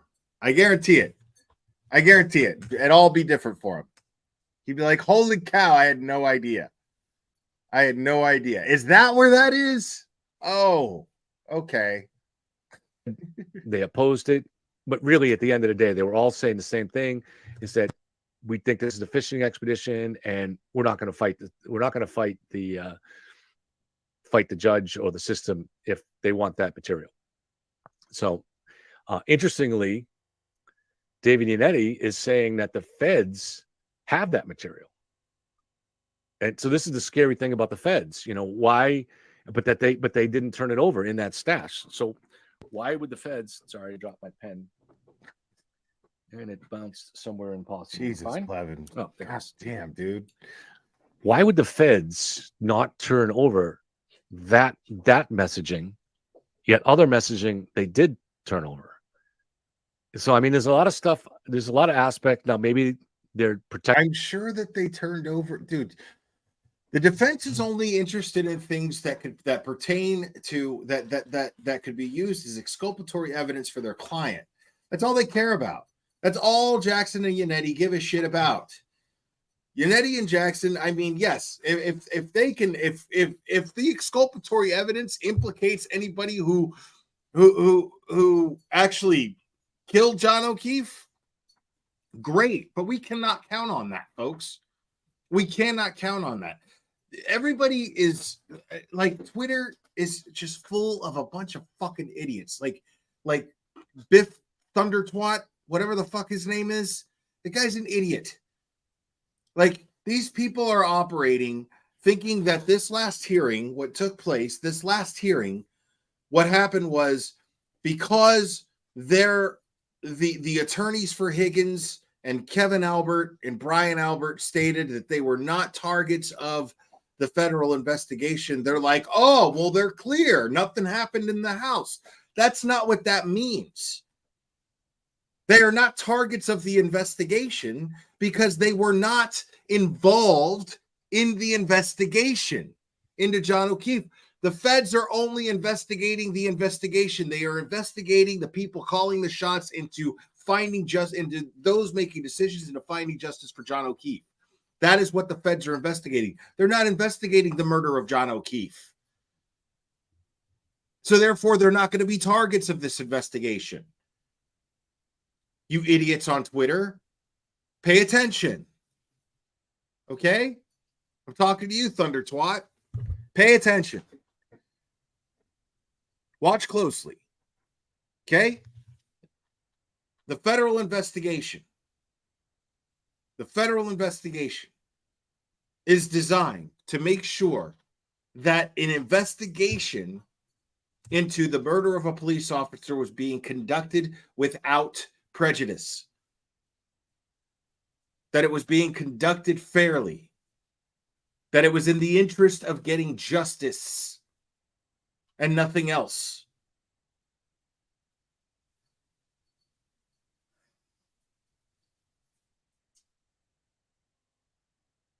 No, not him. That's a different guy.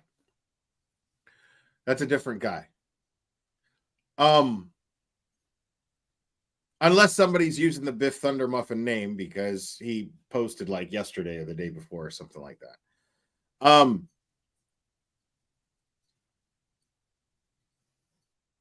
This is not, these people are, it's not somehow some big revelation that Karen Reed is guilty because these people who were inside 34 Fairview that night are not targets of the federal investigation. Simply because they are not targets of the federal investigation does not mean that they did not do something very nefarious in that house that night.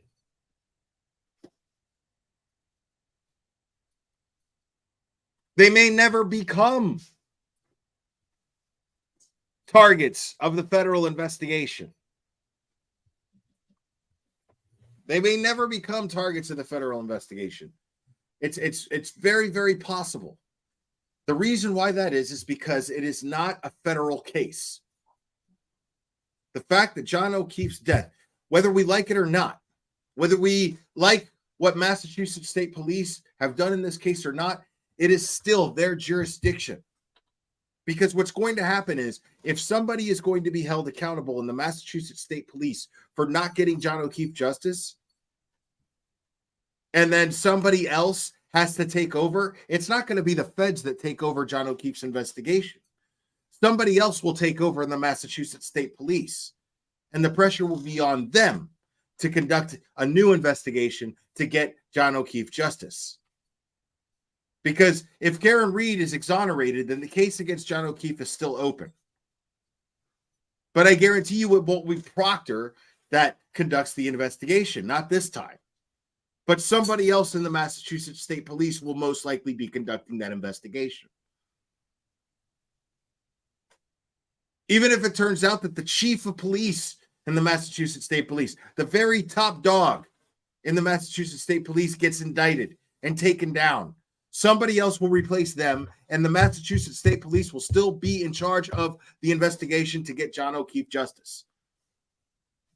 It is simply not the federal, it is not a federal case. The feds don't have jurisdiction over the John O'Keefe death, the murder of John O'Keefe. They don't have jurisdiction over that.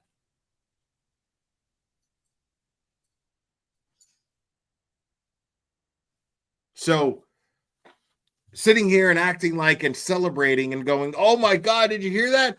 Woo! Big bomb by the prosecution.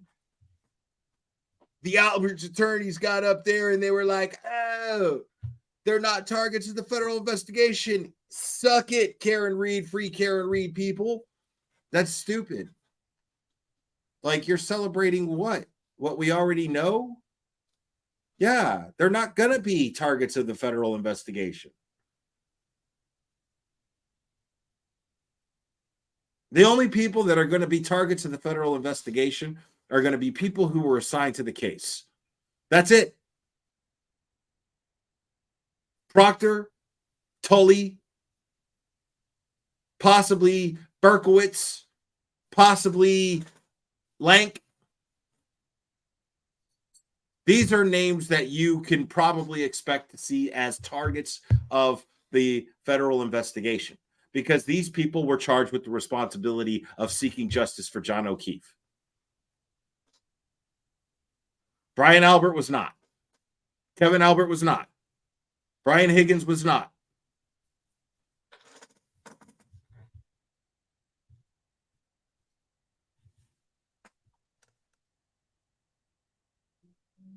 What's up, Microdots? Good to see you. Protecting people, I don't know. But why would they? But if they thought it was relevant enough to get that information, why didn't they turn it over? You know, I also I'm told that a lot of the thing with the feds is, now we think that normally that for a prosecution branch of the government, which is both district attorney's office, and that's the state, and then also the federal level would be the U.S. attorney's office, that in order for them to get our phone records, they need a warrant. And while that technically there is a truth to that, in order to force someone to give over those records, yes, they need a warrant approved by a judge. However, I'm told that when it comes to the feds, there is kind of a system going on here where if they ask for the records nicely, see, you got to understand from the phone people, company providers, like, it's not even that difficult to understand. It's really not that difficult to understand. Like, these people, like when their attorney stood up there in front of Judge Canone and said, okay, my client is not a target of this federal investigation. That is in no way, shape, or form exonerating them from anything. It's still very telling that they all had the butt dial story, A, and B, that they are still refusing to turn over their phone records. They are still refusing to allow Karen Reed's defense to have access to their phone records. They are fighting it. Why? Why? If they believe that Karen Reed is guilty and there's nothing incriminating about them, why would they not turn them over? That's very telling that they would not do that. It's very telling that they would not do that. And it's very telling that they would that their attorneys would stand in front of Judge Canone and make it a point that they are not subject to the federal investigation.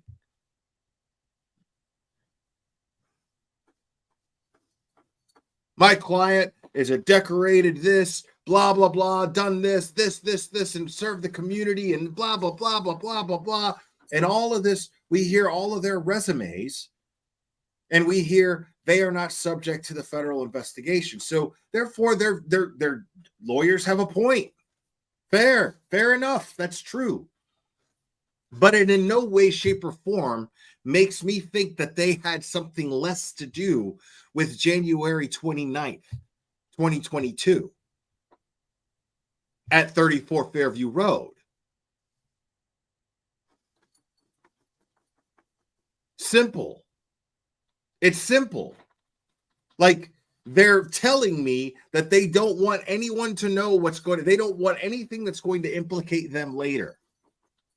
Otherwise, if it came to being able to get, if the interest was to get John O'Keefe justice, they would absolutely turn those phones over. They would absolutely allow the defense to peruse anything that they have in their phone records.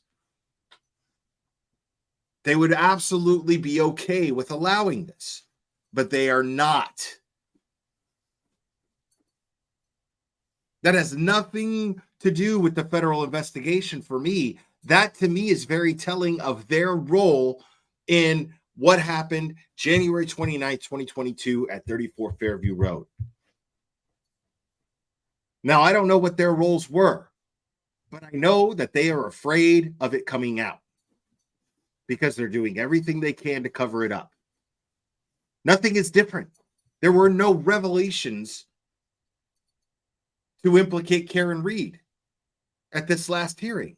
If anything, I am more suspicious of Higgins, the Alberts, and the McCabe's. I am more suspicious of them after that hearing.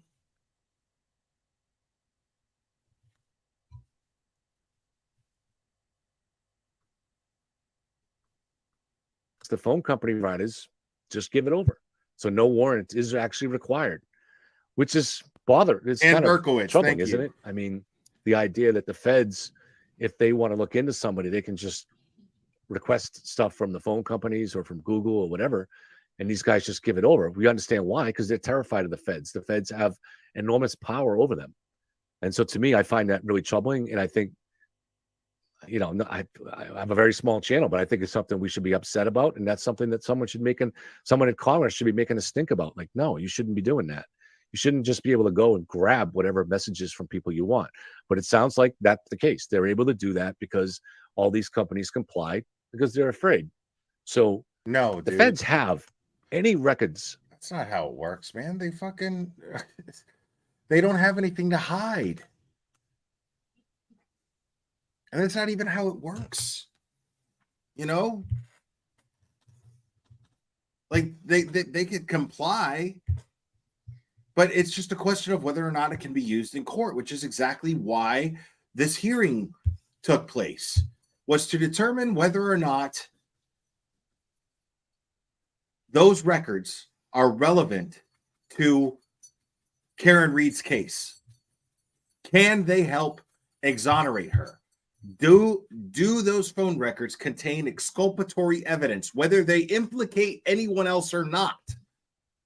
Do those phone records contain anything that is exculpatory towards Karen Reed? That is the question. I mean, it's not even that difficult to understand.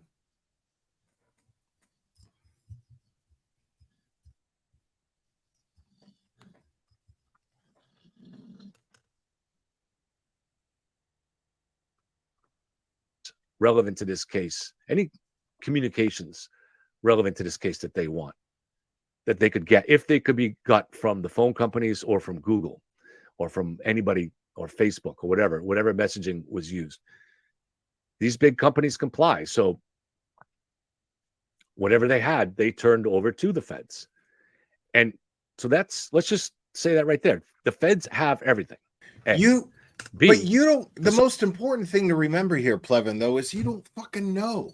You're sitting here saying that that these big companies like Verizon or whoever the fuck just went ahead and turned over stuff to the feds without question. Like, here you go. You don't know. You don't know if they went and got warrants for that. You don't know if you don't know what type of hoops they had to jump through to get those phone companies to comply with their needs. You're sitting here talking like you know the process. You don't know what fucking process these feds went through. You haven't seen those documents. None of us have seen them. The fuck are you talking about, dude? For some reason, they haven't given all of this over to the parties for reasons we can't fathom. C, there is no question, whatever you think happened in this case, or I think happened in this case, there's no question that there's a lot at stake for Josh Levy. No, there's This not. is now the U.S. attorney. Not if he has absolute probable cause to do to conduct an investigation on anybody who he's conducting. If he has probable cause to do everything that he's doing, he's not risking anything. What he's doing is his job. If there is corruption in the Norfolk County DA's office and it needs to be uncovered, he's going to do what's necessary to get it. He's not risking his reputation. He's not risking his career. He's risking his career if there's corruption and he's not looking into it. If he's not doing his job.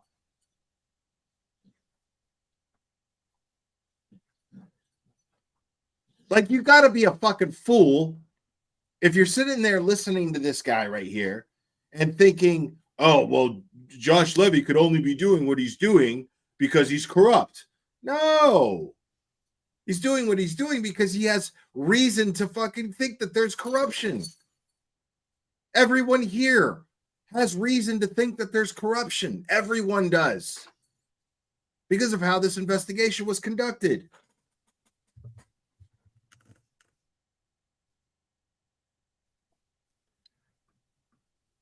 And he was first U.S. attorney at the time, so he was right under Rachel Rollins.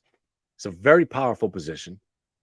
He left an elite law firm, which he was a partner in, called Ropes and Gray, in 2020, just in 2020, to take this job. So there had to be some ambition involved. Either he wants to be the U.S. Attorney General, which is a cabinet level position someday, or he wants to be a judge. What the fuck are you talking about? For whatever reason, he got involved in this case. And we do know that it was initiated by Karen and her lawyers. It wasn't like they picked up some strange wiretap or something like that, or some informant came forward. And clearly now, also we saw today, there's no... Yeah, bro. Yeah, we know. So let me get this straight. So anybody who reports a crime, according to Plevin here, by his logic, anybody who reports a crime, the cop who you report the crime to must be corrupt, right? Because clearly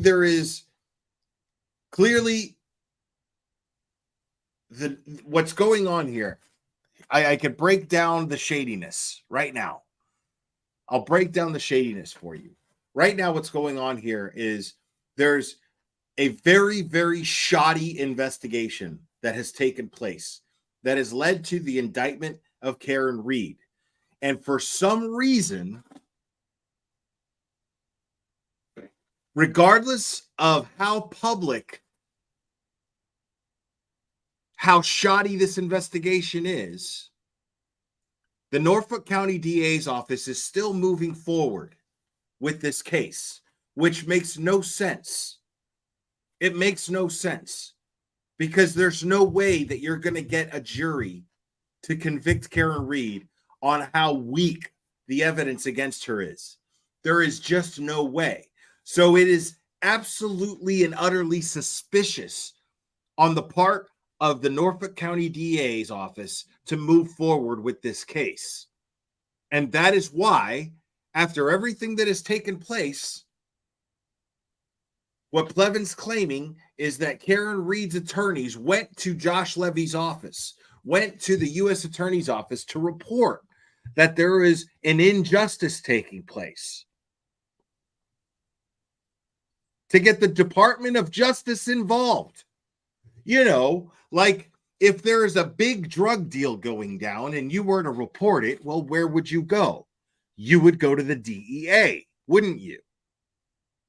Because the DEA would handle a very large drug trafficking scheme, right?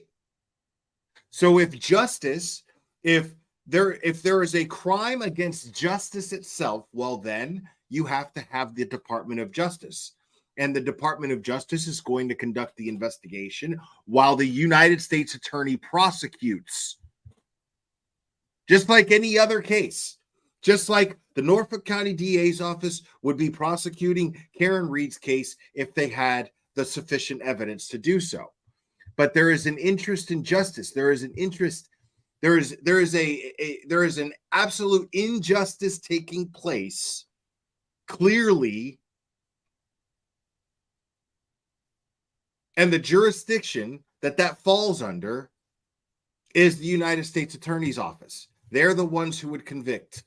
They're the ones that would take this to court. The lack of justice taking place for John O'Keefe. That is what they're investigating. Whether or not John O'Keefe is getting justice. That is what they are investigating. So if the Department of Justice conducts this investigation, just like the Drug Enforcement Agency would conduct an investigation involving a large drug scheme. It's not hard to understand. So of course, if a law is being broken, the people that the office that this would be reported to by defense attorneys who feel that their client is being framed, well, then the people that they would go to is a federal entity to step in, and that federal entity would absolutely be the United States Attorney's Office. It's not difficult to understand. It's their jurisdiction. It's what they would do. And they would use the Department of Justice and the FBI's resources in order to investigate. It is not difficult to understand. That does not make them corrupt. It does not make Josh Levy corrupt. It makes Josh Levy someone who is doing his job. There's no chance that Higgins has flipped. Higgins has never, he's cooperated in every way, and he's not a target of the investigation. He certainly hasn't been indicted. So Higgins never flipped. Higgins doesn't know anything relevant to any kind of a conspiracy. I'm not convinced that Higgins flipped either. People keep saying Higgins flipped, Higgins flipped, Higgins flipped. I'm not convinced that Higgins flipped either. The thing is, though, is I want to wait. Okay? Because you have to understand that if Higgins is involved, it's like, let's say a member of the United States Navy was involved in a murder, right? Wouldn't he be prosecuted internally by the United States Navy? Right? I'm not sure. I'm not 100%. So what I'm thinking is there's got to be something that's going to come into play here, because since Higgins is an employee of a federal law enforcement entity, right? He's a federal law enforcement entity versus the other police officers like Kevin Albert and like Brian Albert. And Brian Albert's retired now, right? He's not even a cop anymore. But Kevin Albert, well, then, I mean, I don't know. I wonder if whatever role he played in the cover-up of John O'Keefe's death, whatever role he played, I'm wondering if he would fall under federal jurisdiction. But I don't know. So there's that factor to consider, but I don't know. But flipped on who? You see what I'm saying is, I'm not sure if he flipped, because I'm just like, I don't know how this works. Like, flipped how, and what would they threaten him with, and who would have his nuts in a vice? Would it be the Massachusetts State Police? Would it be the Department of Justice, the FBI? Would it be the Drug Enforcement Agency, or the ATF? Excuse me. Would it be the ATF, since he's an ATF agent? I mean, I don't know. So,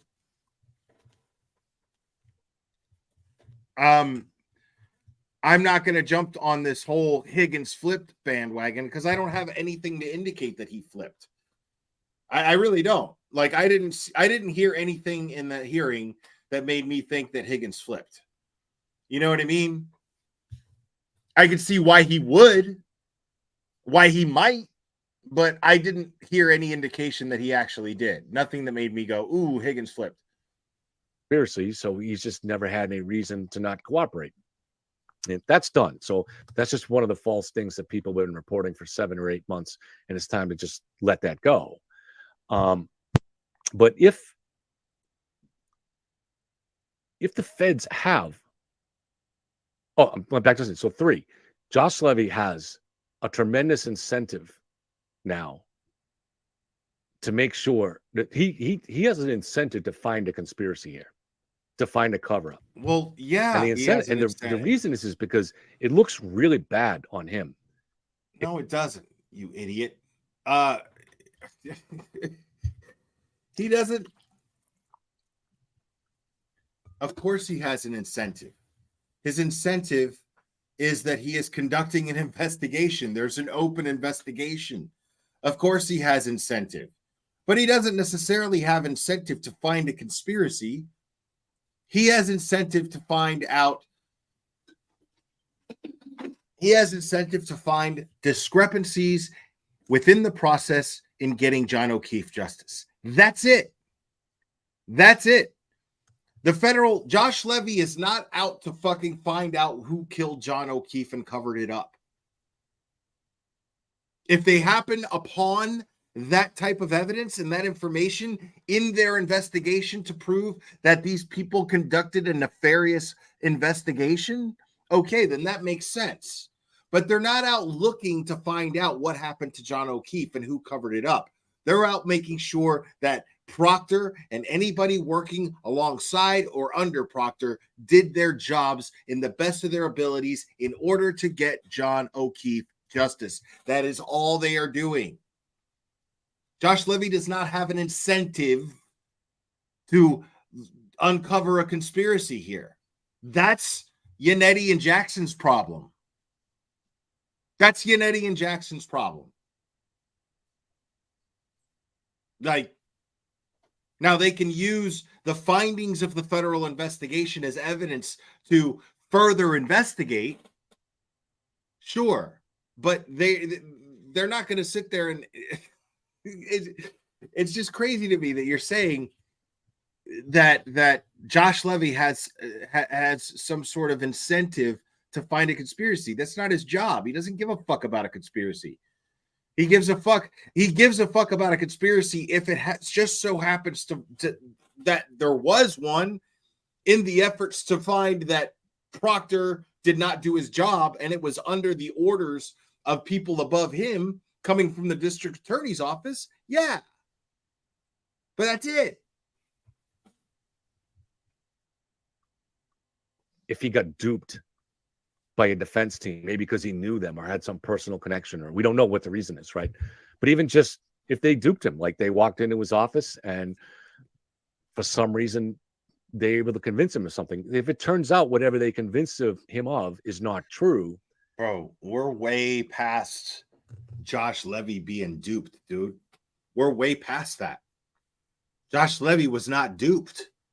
We're way past the possibility of them walking into his office and duping him, because they conducted an investigation where that is still open, by the way. And so far, the findings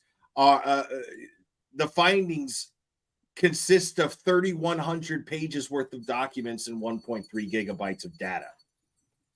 So I don't know what you're talking about. I don't know why you're sitting here and acting like Josh Levy was duped. Duped into what? Duped into what? Opening an investigation and actually finding things in his investigation that were absolutely nefarious? Of course. He found these things, but he was duped into doing his job? I don't think so. I don't think he was duped into doing his job. People come to you when you're law enforcement in some way, shape, or form. It's your job to get justice in some way, shape, or form, and somebody comes along and reports a problem, and it is your job to investigate. Well, then that is exactly what happened. They reported the issue. They said, look, we asked for this, we asked for that. They are flat out refusing to share what could be exculpatory evidence in discovery. They are just cheating this woman out of her constitutional right to a fair trial, and the judge is just letting it happen. Well, what makes you say that, Josh Levy says? Well, take a look. This, why this? Look at this. I filed this motion. This didn't happen. I filed this motion. The judge ordered it to happen. Never happened. She never did anything about it. Still don't have this. Still don't have that. Still don't have that. That is enough for Josh Levy to go, okay, we're going to look into this. There's nothing about anybody being duped.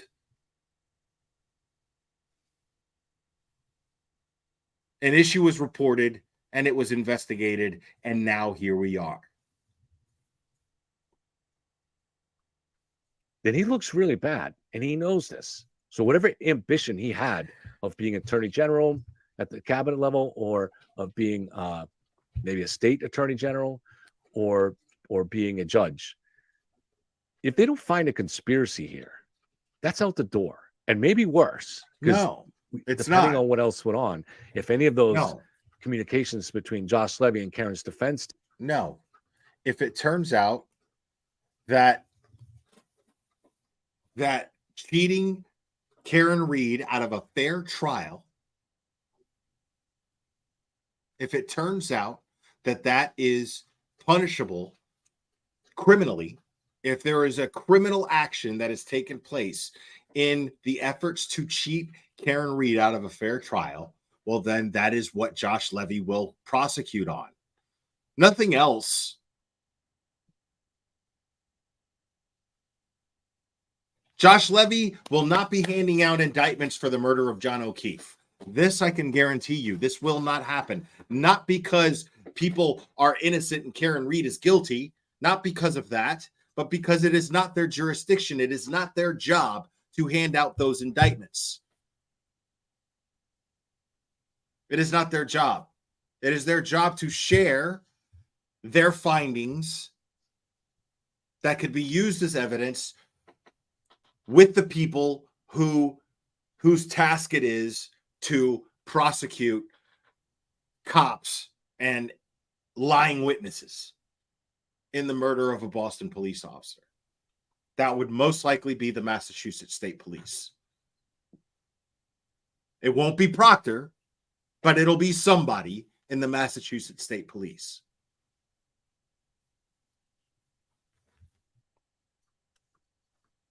team, which seemed to have been a regular thing, if any of that stuff was improper, there could be problems there. And so you'll have a federal investigation of that. And we know the state's digging hard at it.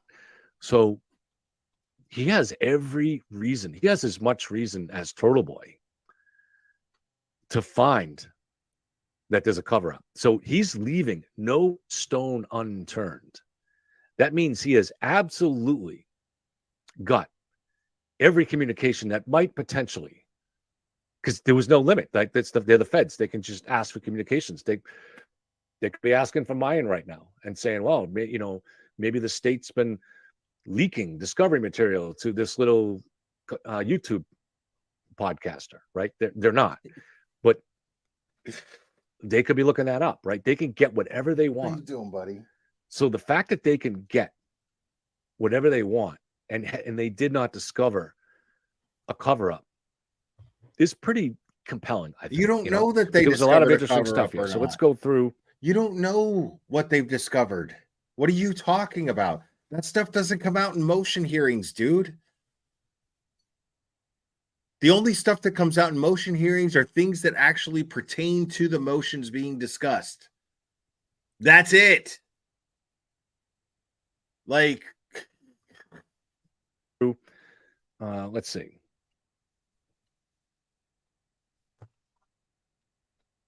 Yeah. So Higgins, for my notes, Higgins' lawyer says he spoke to the U.S. attorney, and Higgins has not been indicted and has not been given a target letter. If you're the subject of a criminal investigation with a federal grand jury, you get a target letter, and he has not been. Now, I don't know how true that is. I don't know what the circumstances are in which you would get a target letter and what you would not get a target letter. I seriously doubt that every single subject of a federal investigation, every single target of a federal investigation ends up getting a target letter. I seriously doubt that. I think it depends on the offense. I think it depends on the investigation. I have no fucking idea exactly, but I seriously doubt. Common sense dictates that anybody who is under federal investigation does not just get a target letter and a warning like, hey, just to let you know, we're looking into you. No, dude, that shit doesn't fucking happen. What is he talking about? He's still working for the federal government as an ATF agent. All right. Lally, in his rebuttal, says that all of the stuff put together by the defense is unsubstantiated conjecture that is contradicted actually by other parts of the federal grand jury. So we don't, and he says it's a fishing expedition. So, we don't really know, right? The judge, they ran into an interesting kind of dilemma where the judge had ordered all the relevant materials to be released. Wait, there it is. To the lawyers of the people. They hand you that shit as they raid your house, and it's called a fucking warrant. Like, bro, that's not how it fucking works. Like, I wonder how many target letters Sean McDonough sent out.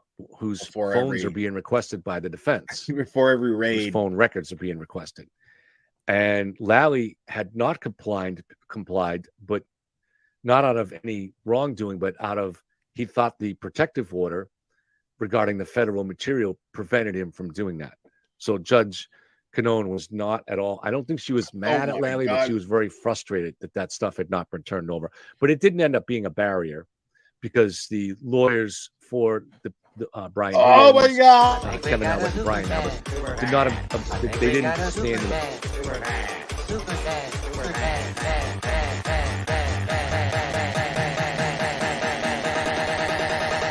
I think we got a super chat. I think we got a super chat. Jamcracker says, what does Jamcracker say? How ironic that Thomas Fleming finds it offensive that people in chat are being mean to his pal Plevin, yet has no problem talking trash to Tom CPU in this chat, where most people like Tom just saying, oh, hi, Will and Terry. Thank you, Jamcracker. I appreciate it. I agree with you.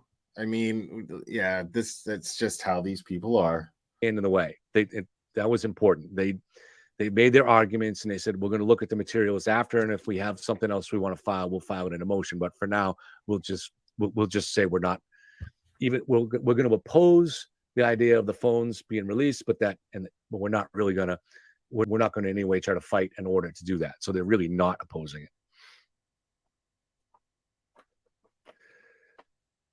So Higgins. No, they are opposing it. They all said that they object to the order, but if the judge decides that they're gonna,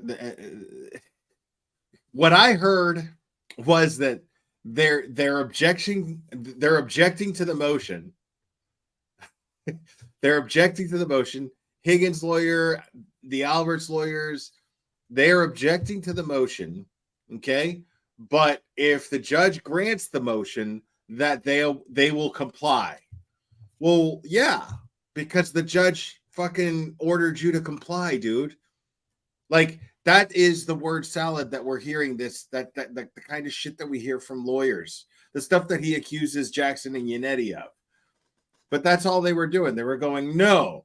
But they give this whole speech selling the resume of each of their clients, going, there's no reason why these decorated police officers should comply with this order.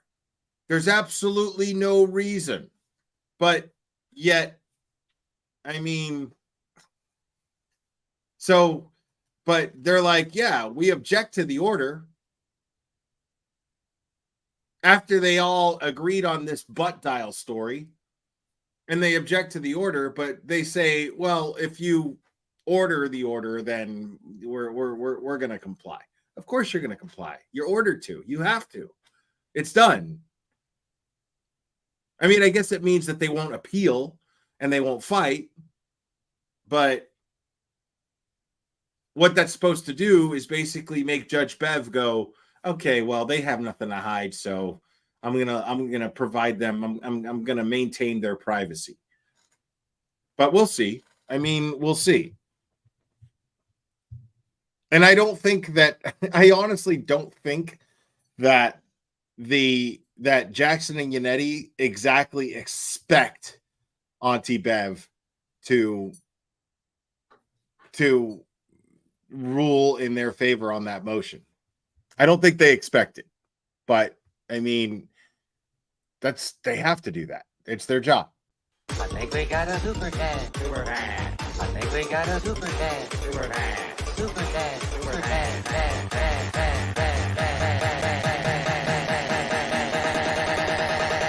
I think we got a super cat. I think we got a super cat. I think we got a super. Buzzing for Truth, thank you. We want to know what's going on with all these butt dials. Well, I'm going to tell you, they weren't butt dials. It's just some bullshit story that you can't disprove. And it's a way of them saying it's a bullshit story and you can't disprove it, so fuck you. Oh, okay. So she ordered the motion. But I mean, okay, great. Thank you. Awesome. Good. Higgins. Brian. So also, Brian Albert was told by the U.S. attorney that he is not a target. Neither are his wife or his kids. You know why they're not targets? It's really hard to. I'll explain it one more time for everybody just joining. The reason why those people, Brian Albert, Kevin Albert, Berkowitz, well, not Berkowitz, Brian Albert, Kevin Albert are not targets. Why Brian Higgins is not a target is because they had no role in the investigation into the death of John O'Keefe. Simple. This federal investigation is into the investigation. Why would they investigate officers who were not in charge of the investigation, who were not put on the investigation? Just because they were in the house, it doesn't mean that they would be targets of the federal investigation. They would not be targets of the federal investigation. Those who are part of the investigation, like Proctor, like Tully, those would be targets of the investigation. To imagine that the feds found any kind of cover-up or conspiracy involving Brian Albert, because he would be a target. No, he wouldn't. No, he wouldn't. So that's straight from the U.S. attorney's lips. Then a lawyer named Connolly, I think, got up and spoke to, he was representing Brian Higgins. He said that Brian has cooperated fully with both the state and the feds. He got his subpoena last April. He also has confirmed that he is not a target. And his lawyer wanted to emphasize that he has not participated in any cover-up. Well, naturally, his lawyer has to say that. But the fact that he is not targeted, there's not. Let's say Higgins had flipped, then there would be a deal worked out. There'd be basically an indictment still of Higgins, which you wouldn't know about yet. But okay, but also they weren't involved in the investigation. That means that they would not be targets. He would be indicted, but then he would get generous terms because he'd flipped. You've seen enough mafia shit to know that's how it works, right? So none of that is. We got a super dad, super dad, super dad, super dad, dad, dad, dad, dad. I think we got a super dad. I think we. Buzzing for truth, exactly. That's what people don't understand. The targets are the investigators. Exactly. Yeah, you guys fell for the smoke and mirrors. Hell, I even fell for it for a second. You guys fell for the smoke and mirrors. Smoke and mirrors being, my client is not a target of this investigation. Everybody went, oh, shit. Like, as soon as that happened, all of these fucking Karen Reed is guilty assholes were all over it. They just couldn't, it was overload. They were like,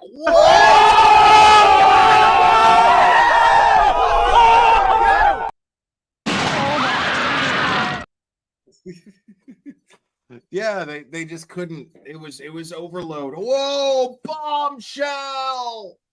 They're not targets of the investigation. Right, because they're not investigating John O'Keefe's murder. That's why they were not targets of the investigation. They're not investigating John O'Keefe's murder. That's it.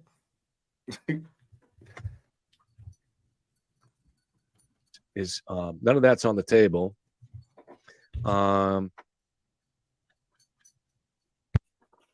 And again, he said he will not give up his phone unless ordered, essentially. But they're all had different ways of saying the same thing. Like they're not going to fight it if it's ordered. So then Kevin Albert's lawyer. Now, Kevin Albert is Brian's brother. He's a detective on the Canton police force. And my understanding, what I'm told, is that Kevin, of all the people that were friendly with Brian Higgins, it's Kevin who had been friendly the longest and the most. Brian Albert's friendship with him had been maybe less than a year, but they obviously were drinking together, so they were becoming friends, but that the longest standing relationship was between Kevin Higgins, which makes sense actually, because Brian Higgins, ATF agent, had an office at the Canton Police Department, and Kevin Albert is a detective on the Canton Police Department. So they're working in the same building. So it's not surprising. Oh, yeah, that's not weird at all. It's not weird that the ATF agent has an office inside the Canton Police Department. It's not weird at all. Who's out getting fucking fucked up with the Alberts? And, it's not weird at all. No. Oh, it's not weird at all that his boss, the chief of police, just happened to fucking be driving by and found a piece of tail light 6 days after the actual initial search. Oh, not weird at all. Surprising that they met and became friends. And at some point, maybe it's a little bit also not surprising that over the last year, the year previous to this, that Brian, Albert, and Higgins were becoming more chummy because they seem to both like to party. And you have to realize that a lot of these communications, they both like to party. They both like to party. So again, Brian Albert called Brian Higgins at 2:25, and then Higgins called. I like it. Him back, and it was a 22-second call. Both of them seemed to try to initially want to avoid confirmation of that call, whether they didn't forget it. I'm sorry, whether they didn't remember it, which, both these guys have been drinking for a long time, and the call was only 22 seconds. So it's very possible that they didn't really remember what had happened with a meaningless call, or there could have been something embarrassing that they really didn't think it was, they didn't want anybody to know about, But in any case, I'd say it's pretty embarrassing. Yeah. I'd say, we just beat up a Boston cop and left him outside for dead in the cold. It's a little embarrassing. It's going to make me a little shy. I had something to do with that. Just saying. Brian Higgins immediately volunteered all of his information to the state as part of their investigation. And he's cooperated with the feds, and he's testified before both grand juries.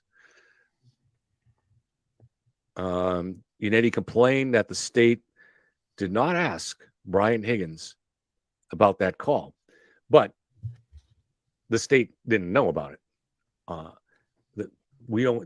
That call was only revealed because of the feds.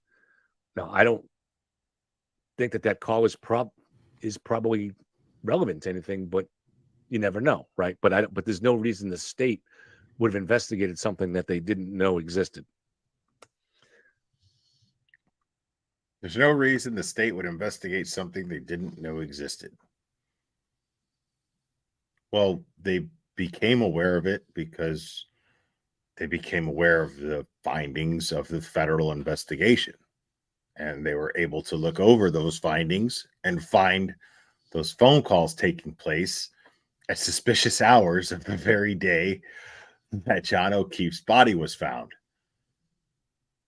Yeah, of course they're going to investigate that because it's weird.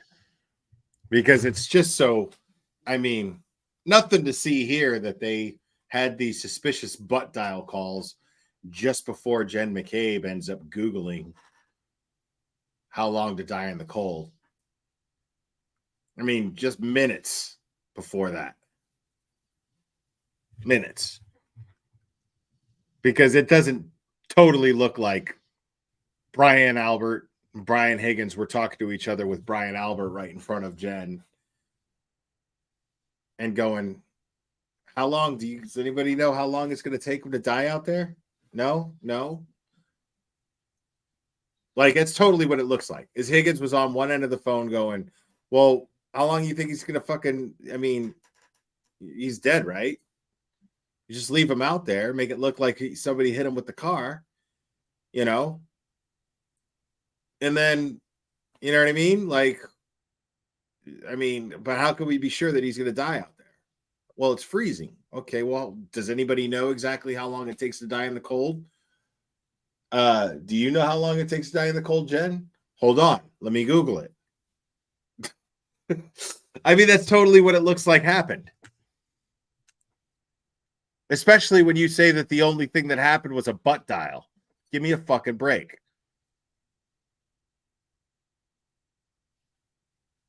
Oh my God. Oh no. I think we got a super cat. Super cat. I think we got a super cat. Super cat. Super cat. Super cat.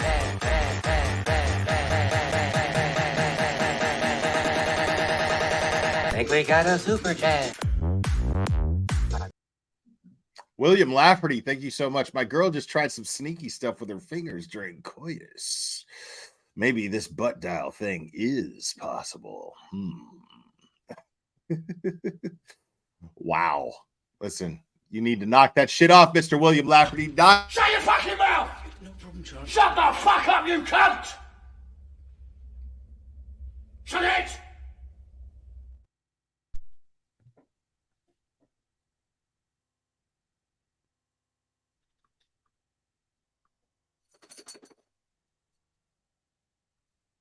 So over the next several days, according to Unetti and according to what they found in the feds, that Brian Higgins interacted, that's the word he used, interacted with Berkowitz and Brian Albert.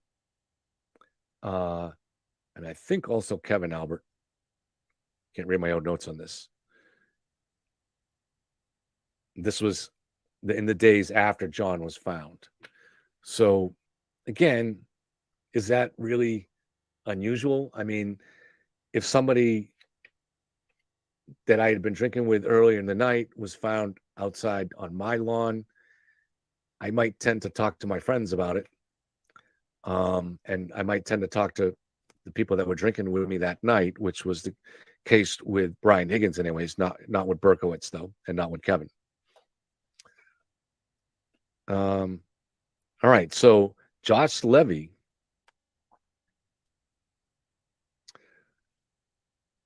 I guess, really laid into Brian Higgins when it came to his communications, his calls with Chief Berkowitz. I also, my understanding had been for a while with this that Chief Berkowitz was pretty close to Higgins. How are you gonna make Josh Levy look like he was putting the screws into Brian Higgins? Like, I mean, yeah, that's because he fucking lied. He lied and he caught him on it. Did you or did you not testify that your phone was on the nightstand and you were in bed? How did you butt dial from the nightstand? From bed and on the nightstand? How did that happen? That's not, I mean, of course he's going to push him and pressure him right then.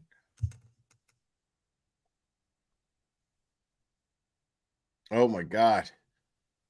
I think we got a super cat. Super cat. I think we got a super cat. Super cat. Super cat. Super cat.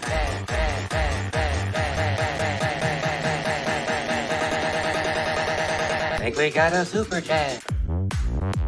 I think we got a super cat. I think we got a super cat. I think we got a super cat. Super cat. I played the whole thing because, you know, Terry loves it so much. Again, Higgins had an office there and he's a Fed. So, but Levy really hammered in the federal grand jury the calls between Berkowitz, Brian Higgins, and Brian Albert. Again, but that doesn't mean that he found anything. The feds have all those communications and, you know. No, what it means is that the feds found it suspicious. That's what it means. It means that the feds found it suspicious. It means that Josh Levy found it very suspicious, and that's why he made it a point to point out this lie that took place on the stand. I mean, Levy is desperate to find something here. He's got a lot at stake. What? So, and then Berkowitz spotted that tail light. Yeah. So, you know, he brought that up again. I also just had a note here.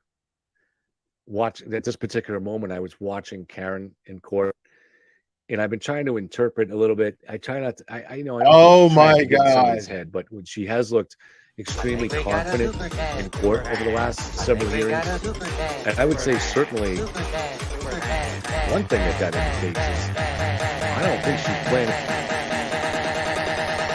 I think we got a super cat. I think we got a super cat. I think we got a super cat. I think we got a super cat. Thank you, Veneer Traditionalists and Team Brittany. Appreciate it. Is it odd that Berkowitz had no attorney representing him? Is he considered such a joke that nobody bothered to send him the memo? Thanks, Will. I don't know. I think that's a great question, actually, and thank you, by the way, Veneer. I think that's a great question. Why didn't Berkowitz have representation in court?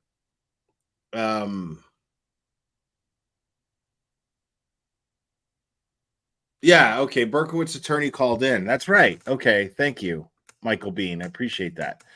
I was gonna say, I was like, yeah, that doesn't sound right. Planning on trying to work out a plea. You know, if her strategy was to work out a plea, now who knows? Maybe Yannetti in his back of his mind is thinking we need to get a plea, but I don't think Karen's thinking that because that plea would involve her going to jail. For presumably they would get it down to manslaughter, and she would go to jail for I don't know what, maybe a year or something, right? So, so whatever there's evidence that both these sides have because they're in discovery that we don't know about, a lot of evidence, and so we're left to speculate on what that evidence is. But whatever that evidence is, it's not smoking gun enough that Karen, at least in her own mind, thinks that makes sense to plea. So we don't know what other stuff is there. There's, as for some reason, the state's grand jury upped the charges to second degree. Was that just Right. based on her saying at the scene, I hit him, or right? Even that has holes in it. You know why that has holes in it, Plevin? Because you have an EMT saying that she said, I hit him. But you also have Jen McCabe's statement in writing stating that she said it in form of a question. Did I hit him? Which is in line with Karen Reed's own statement. What Karen Reed says that she did, which was say, I hit him as a question. Did I hit him? She wasn't sure as to what happened. Jen McCabe backed this up in her statement. So, I mean, there's no case against Karen Reed. This is the issue here. There's absolutely no case against Karen Reed.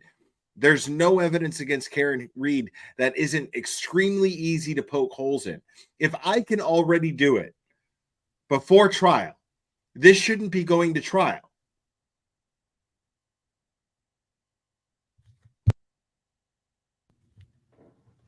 Simple. If I can already poke holes in this case and all of the evidence that they are claiming to have against Karen Reed, if I can already poke holes in it, this shouldn't be going to trial.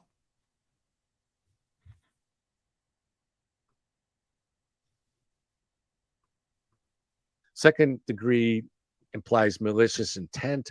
So does that mean that just the fact that Karen and John were arguing, that's the reason? You know, I that seems weak to me, but then again, the grand jury only has to decide whether or not there's probable cause. So the grand jury is not saying that Karen Degree is guilty of second degree murder. They're saying that there's probable cause for a trial in order to decide whether or not she's guilty of that. So, but you know, there are other possible things that would indicate consciousness of guilt, such as if she turned her GPS off that morning. Now, we have powerful indications that her GPS was turned off. We don't know when. Did she turn it off the week before for some mysterious reason and forgot to turn it back on?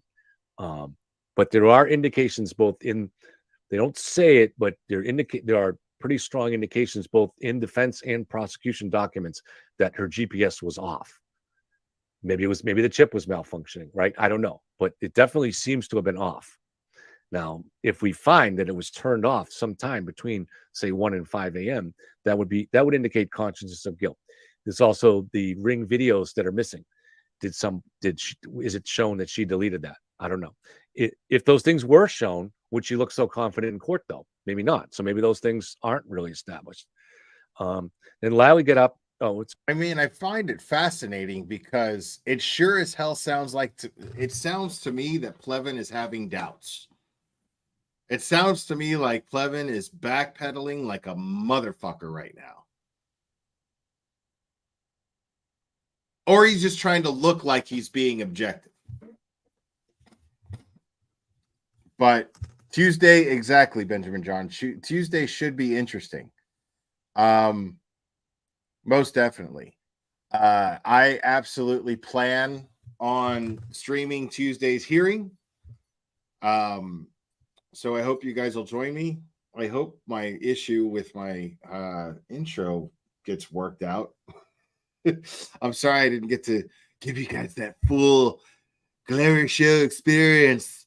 But yeah, I don't know what's going on with that. I hope I can work it out with StreamYard, whatever it is. But yeah.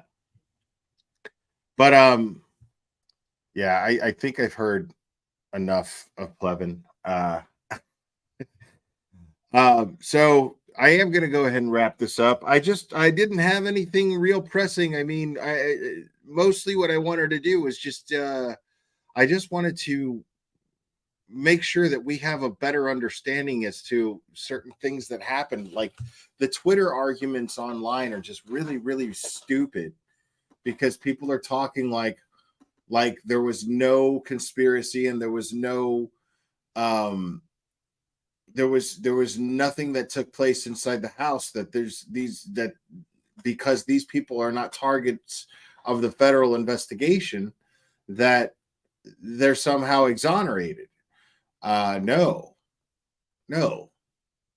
because they were not assigned to the investigation. These people whose phone records that the defense have motioned to be able to review, these phone records, these are just merely results of the federal investigation into the investigation. The defense only wants them because they feel like they may exonerate or go towards exonerating Karen Reed, exonerating their client. That's it. Just because they are not targets of the federal investigation does not mean that they are innocent of what happened to John O'Keefe. Now, I don't know what happened to John O'Keefe. I still don't know. What I'm saying is the argument that these men are not targets of the federal investigation does not exonerate them from Karen Reed's accusations. Now, these men are innocent until proven guilty, just the same as Karen Reed is innocent until proven guilty. That's a fact. Okay? That's a fact. But what I'm saying, again, I'll say it one more time. The federal investigation is into the district attorney's office and how they have gone about seeking justice for John O'Keefe. The people whose phone records that the defense have requested based on the federal investigation's findings, they are not targets of the federal investigation because they were not tasked with the responsibility of getting John O'Keefe justice, not officially. They were not tasked. So therefore, they wouldn't be targets of this investigation. The targets of this investigation are names like Michael Morrissey, Michael Proctor, possibly Brian Tully. So there are subjects of this investigation that may still be targets of this federal investigation. But just because the Alberts are not subject to the federal investigation does not mean that they are not going to be looked into further as far as what took place inside 34 Fairview the early morning hours of January 29th, 2022. That remains to be seen. We will see. And so I'm sure I'll probably maybe go live. I don't know. Maybe again tomorrow. Who knows? I don't know. We'll see. Maybe. I don't know. I'll try to stay active with you guys throughout the weekend if I can. And throughout the week. Definitely Tuesday. But I'm sure I'll be live again before Tuesday. But you guys hanging out with me late tonight, I really appreciate you. You guys are fantastic. I am really, really grateful for you guys. Seriously. And in the description, there is Rita's campaign page for Select Board. Make sure to check that out. There's a link to Rita's campaign page for the Select Board. Make sure to please check that out. Guys, I'm going to go ahead and wrap this up. You guys are fantastic. Thank you for hanging out with me. Thank you for all the support. Thank you for liking the stream. Thank you for subscribing. It really helps me out. You guys are fantastic. I love you very much, and we will do this again very soon, my friends.